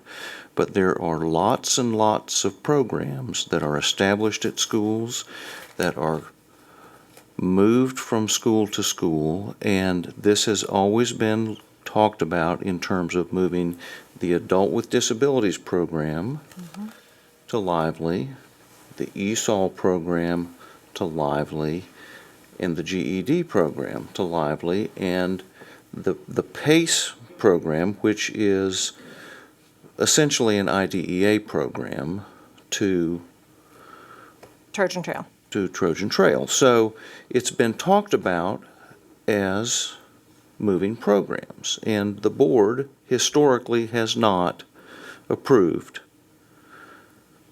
moving programs, nor has the board sat down and approved every program to be offered at every school. The board has always given the superintendent the flexibility with his staff to do those things. If the board thinks that this is Consolidation of schools. consolidations of schools, then you can assert yourself. There's a motion on the table, and you can do what you want. And I think if you adopt a motion tonight to ask the superintendent to stop this, he will. But I don't know where that leaves everybody. You know, I don't know where that leaves PACE. I don't know where that leaves a lot of things. So I don't know what the answer is. I think there's a lot of moving parts to this. One of them is how this came down. Yep, process. And if the board wants to be in a position where it has to approve program changes, locations, the board can certainly adopt a motion to ask the superintendent to bring a policy back to that effect, and there will be a little more process behind this. But there are so many programs that are out there. The board needs to be thoughtful about that. And this is not I mean, we have consolidated schools before. We took Wesson, okay, and Fairview. in Fairview, no, was that Weston and Bond. Weston and Bond? and Component. And they were right. consolidated, Right. and the board voted on that. Right. Okay. Mr. Wallace? That was all of the programs in both schools consolidated into one school. So I don't, this is a definitional thing. But I can tell you that it's been talked about as moving programs, and the board has never, as a general proposition, approved them. So, All right, let me say one thing and then, please. At this point, hearing that, I don't have an appetite for us, the board, taking on the total responsibility of saying what programs should be moved when and where by a superintendent. That being said, Ms. Stripling, you're recognized, then Ms. Rasmussen. Thank you. And just to clarify, when Wesson and Bond, when there was consolidation or closure, that came before the board, correct? yes. Okay. Moving schools. So the statement about final decisions, the board should have approval of final decisions. We are a board. We act as a unified body. And I feel like we are giving up that power without an analysis. And when I say analysis, including what are our other options for PACE and why are they rejected? Were they offered to PACE? Why were they rejected? What is the cost? And I'm talking about a detailed analysis of why this is occurring. At that point, then the board might decide, absolutely, this is our only option. But we were not given that luxury. So to have a superintendent look at us and say, I've made a final decision and I'm tired of this nonsense is so demeaning to us as a board. It's like we have no authority. And that's what the community is telling us. I've heard it everywhere I go. And it's sickening. This is going to be a long 4 years or more if we start off this way. Ms. not- Rasmussen? I'm not finished. She's not finished. Go ahead. And I dare say if this were happening to Sale, you might have a little bit different opinion. A little bit. And I don't mean that ugly. If it was happening to Deer Lake where I taught, I would be appalled and in shock. We all have a connection to a school. And I am not saying this is the wrong thing and we need to stop this and never consider this.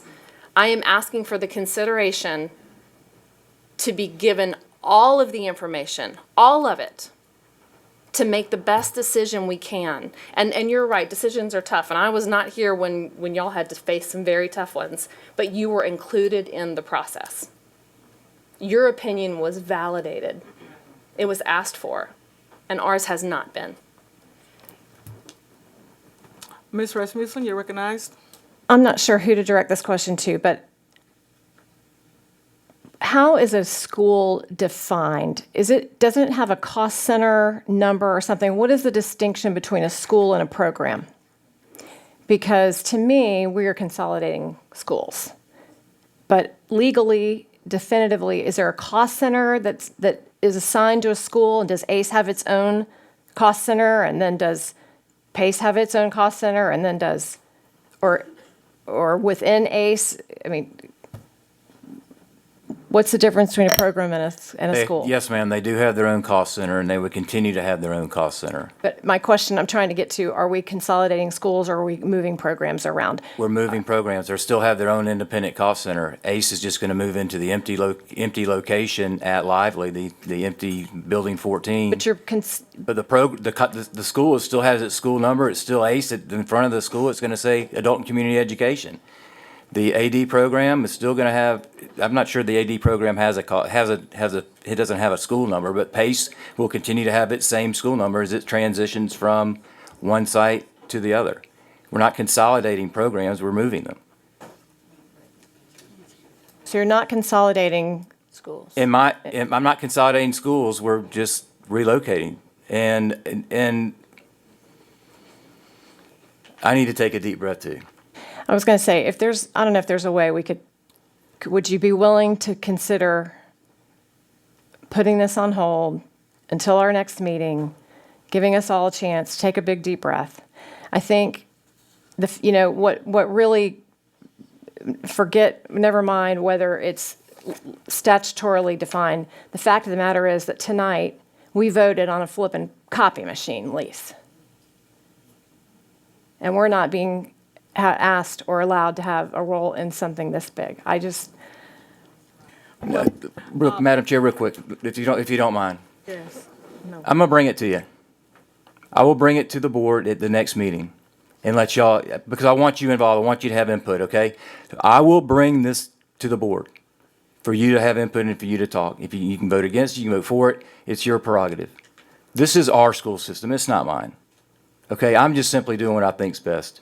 So I will bring it back next meeting as an item to be voted on by the entire board. And if the vote is voted down, stop the presses. We'll just keep on keeping on like we've been for the last 20 years.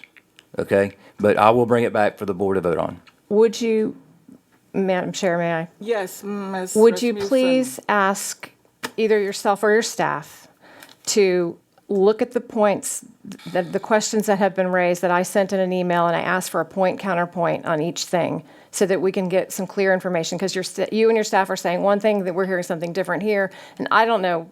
Right, and it's hard to prepare when you have speakers and they hand you a card, you don't know what the topic Right, but I is. sent this 2 weeks ago at least, so.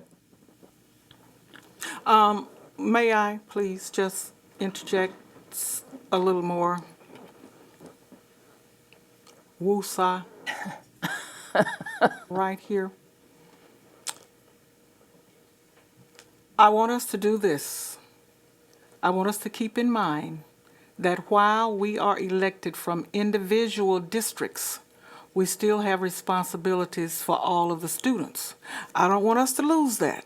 I don't want us to get bogged down in this is mine and we are here to make the best decisions for all of the students. And along with that, I want to ask very quietly, whatever those questions were, or responses that you asked for, if all of us could get a copy of whatever that was and have it shared with us. Is that your request, Ms. Rasmussen? Yes, ma'am, thank you. Ms. Striplin, could I please understand exactly what it is you're asking for that you did not get? Yes. Please tell us. All of the other options for PACE, and I don't mean in a paragraph that says this school is not being considered because it would cost 1 point blah, blah, blah. I want a detailed analysis, and I mean everything. Why is NIMS not being considered? Why is this other location not being considered? Why are some community parks that we own not being considered? Why is Bloxham not bad? And I think Bloxham was definitely not an option, but I want to know what were the other options considered and exactly how much it would cost for us to put PACE there. If we are going to spend $500,000 or $750,000 on all of this renovation, is there a way to build a structure? I don't know that unless I'm given that information. I would like to know now. I mean, we're putting our attorney in a bad posture to translate statute on the spot. And I feel like that should be part of, well, and he even said, this is gray area, and I think that needs I to be in think the that report as issue well. is, that issue goes away. So we're done. Because the superintendent has said he's going to bring it back for the board approval. Perfect, okay, perfect. So if there was an issue there, it's gone. Okay, that's true. Okay, please finish. And I would go through, I know that I forwarded the superintendent several emails asking to have everything addressed very detailed. Is it salaries? Is it benefits? Are we cutting teachers? Are we adding teachers? Is there transportation? Are there going to be aides on the transportation? Is there ADA compliance issues? I mean, there's just a myriad, and I don't know all the details. That's not what I do for a living. But our staff does it, and they do it impeccably. They do it perfectly. And I'm just asking for the courtesy to be handed that information so we can say, we approve this decision, or we don't. That's all I'm asking for. Okay, let me take another stab at this, because I share the feelings of Mr. Del Mario, the back and forthness of this. I'm starting to feel just a little bit like Fannie Lou Hamer. I'm sick and tired of being sick and tired, and I know that you all want to get past this as well. So I want to make sure tonight, with all due respect, Mr. Superintendent and board members, that we hear what board members are asking to get, and that we can have this pulled together by our next meeting. Now, I want to try one more time for redundancy. Just call me the bad person. Ms. Stripling, one more time. With all due respect, say what it is you want. I understand clearly what Ms. Rasmussen wants. But you talk about an analysis and some other pieces, if you don't mind, because staff is listening and they're taking notes, so that when we gather next time and the superintendent brings to us the recommendation for us to vote on, we will have that information. And we will have it before the week of the board meeting. Otherwise, we're still going to be back and forth. Am I right? So I'm trying to put us in a posture so that we can get what we need and we can move with this. The parents are waiting, students are waiting, and we want to move the anxiousness and the angst and the anxiety associated with this. We do, and I would Okay. ask that the superintendent give us maybe 48 hours to Okay. send everything that we would like to have Okay? to be detailed in an analysis, very well done, very thoughtfully put together. I know it's in your head, I know that, but I haven't seen it on paper. Maybe your definition of a very thorough analysis is different than my definition. And obviously, if it was the comment about the intern, we've sent you, you've asked for information about different properties we have, about this community center, that community, we responded to that. I responded to your request about remodeling Bloxham, remodeling Wesson, building a new facility. Now you're introducing NIMS. We can certainly respond to that question. So maybe what I think we're providing is spending a lot of time on, in my mind, should satisfy what you want. If it doesn't, we can only spend so much time producing something that I don't know what the end game is here. I think, to me, it's fairly clear. We either spend millions of dollars renovating a facility, an existing facility, or we spend $454,000 one time and it's done. Now, other than that, and we save $92,000 a year in utilities and maintenance fees. Other than that, I don't really know what else to say, and how complicated that piece is. But we will continue to try to provide anything that you want. But I think I just don't understand your expectations of a thorough analysis and what that means. Okay. All right. We have heard that, and we've got to be clear on that, or we still will be where we are. So, Ms. Stripling, may you allow me as chair to ask you to continue to converse with the superintendent so that your expressed wishes are known, and we will all get a copy of that. As well as what Ms. Rasmussen asked for. Exactly. So we're doing two Which things. speaks to the focus. We will bring in people to speak to that issue as well about class size, about attendance and other things. Yes, we can certainly address that, which to me is a separate issue of the relocation, but we will certainly address those issues. Okay. Thank you. Can I just express Ms. one Wood? concern I Yes. have? And I was trying to say it. I don't want there to have to be a parade of parents from the PACE group to come up and plead their case, that we continue this very emotional Totally. thing. I think we need to figure out a way. We've heard, I think, very clearly, and I really appreciate clearly what the issues are at ACE and how people feel. And I guess I'm just hoping that we don't have to Totally. do a whole thing again and then have everybody from PACE come and talk about their children's needs, because that is hurtful, and I just think we need to be careful about that. And I really appreciate you bringing that up, Board Member Woods. I have that in the corner of my paper. We don't want there to be, and I dare not call it fighting entities against entities and programs against we are one community here, and we care about each other, and we will work together in a smooth way. Mr. Wallen? Before we leave, there's a motion and a second on the table. The motion either needs to be withdrawn or it needs to be tabled with an appropriate motion to table. So either table it, vote on it, or withdraw it. But we need to resolve that before the night's over. In light of the superintendent's commitment to bring the matter back to us, Ms. Striplin, are you inclined to withdraw your motion? Withdraw or revise, if we need to revise and put a deadline on it. What is it you want to do? Well, A substitute motion to direct ask the for a superintendent to bring it back on detailed whatever date? analysis by, I think we said next board meeting, and then we'll vote on it, and that would be the end of it. Then I believe you should withdraw your motion and make another motion. Okay, withdraw the motion, make a new motion that the superintendent bring back a detailed analysis, including anything that any board member wants to request, including hopefully Ms. Lewis Butler will be notified about this and be able to chime in if she has any concerns, and be brought to us back for an official approval by the board on the April 11th board meeting? I think that's April the 11th? next one. Next board meeting. Second. It's been moved in second. Having heard the motion, are you ready to vote? Yes. All in favor, state aye. Aye. Aye. Unanimously approved. Thank you very much. Thank you. Okay, is there anything else to come before this board tonight? Yes, there is. I don't remember if, yes. Oh, yes, woosah. Yes. I don't remember, Mr. Superintendent. That's what I wanted to see, just that. I really did want to congratulate you on your appointments of your new assistant superintendents if I did not do that. So congratulations to each of you. We know that you will do an excellent job. The meeting is adjourned.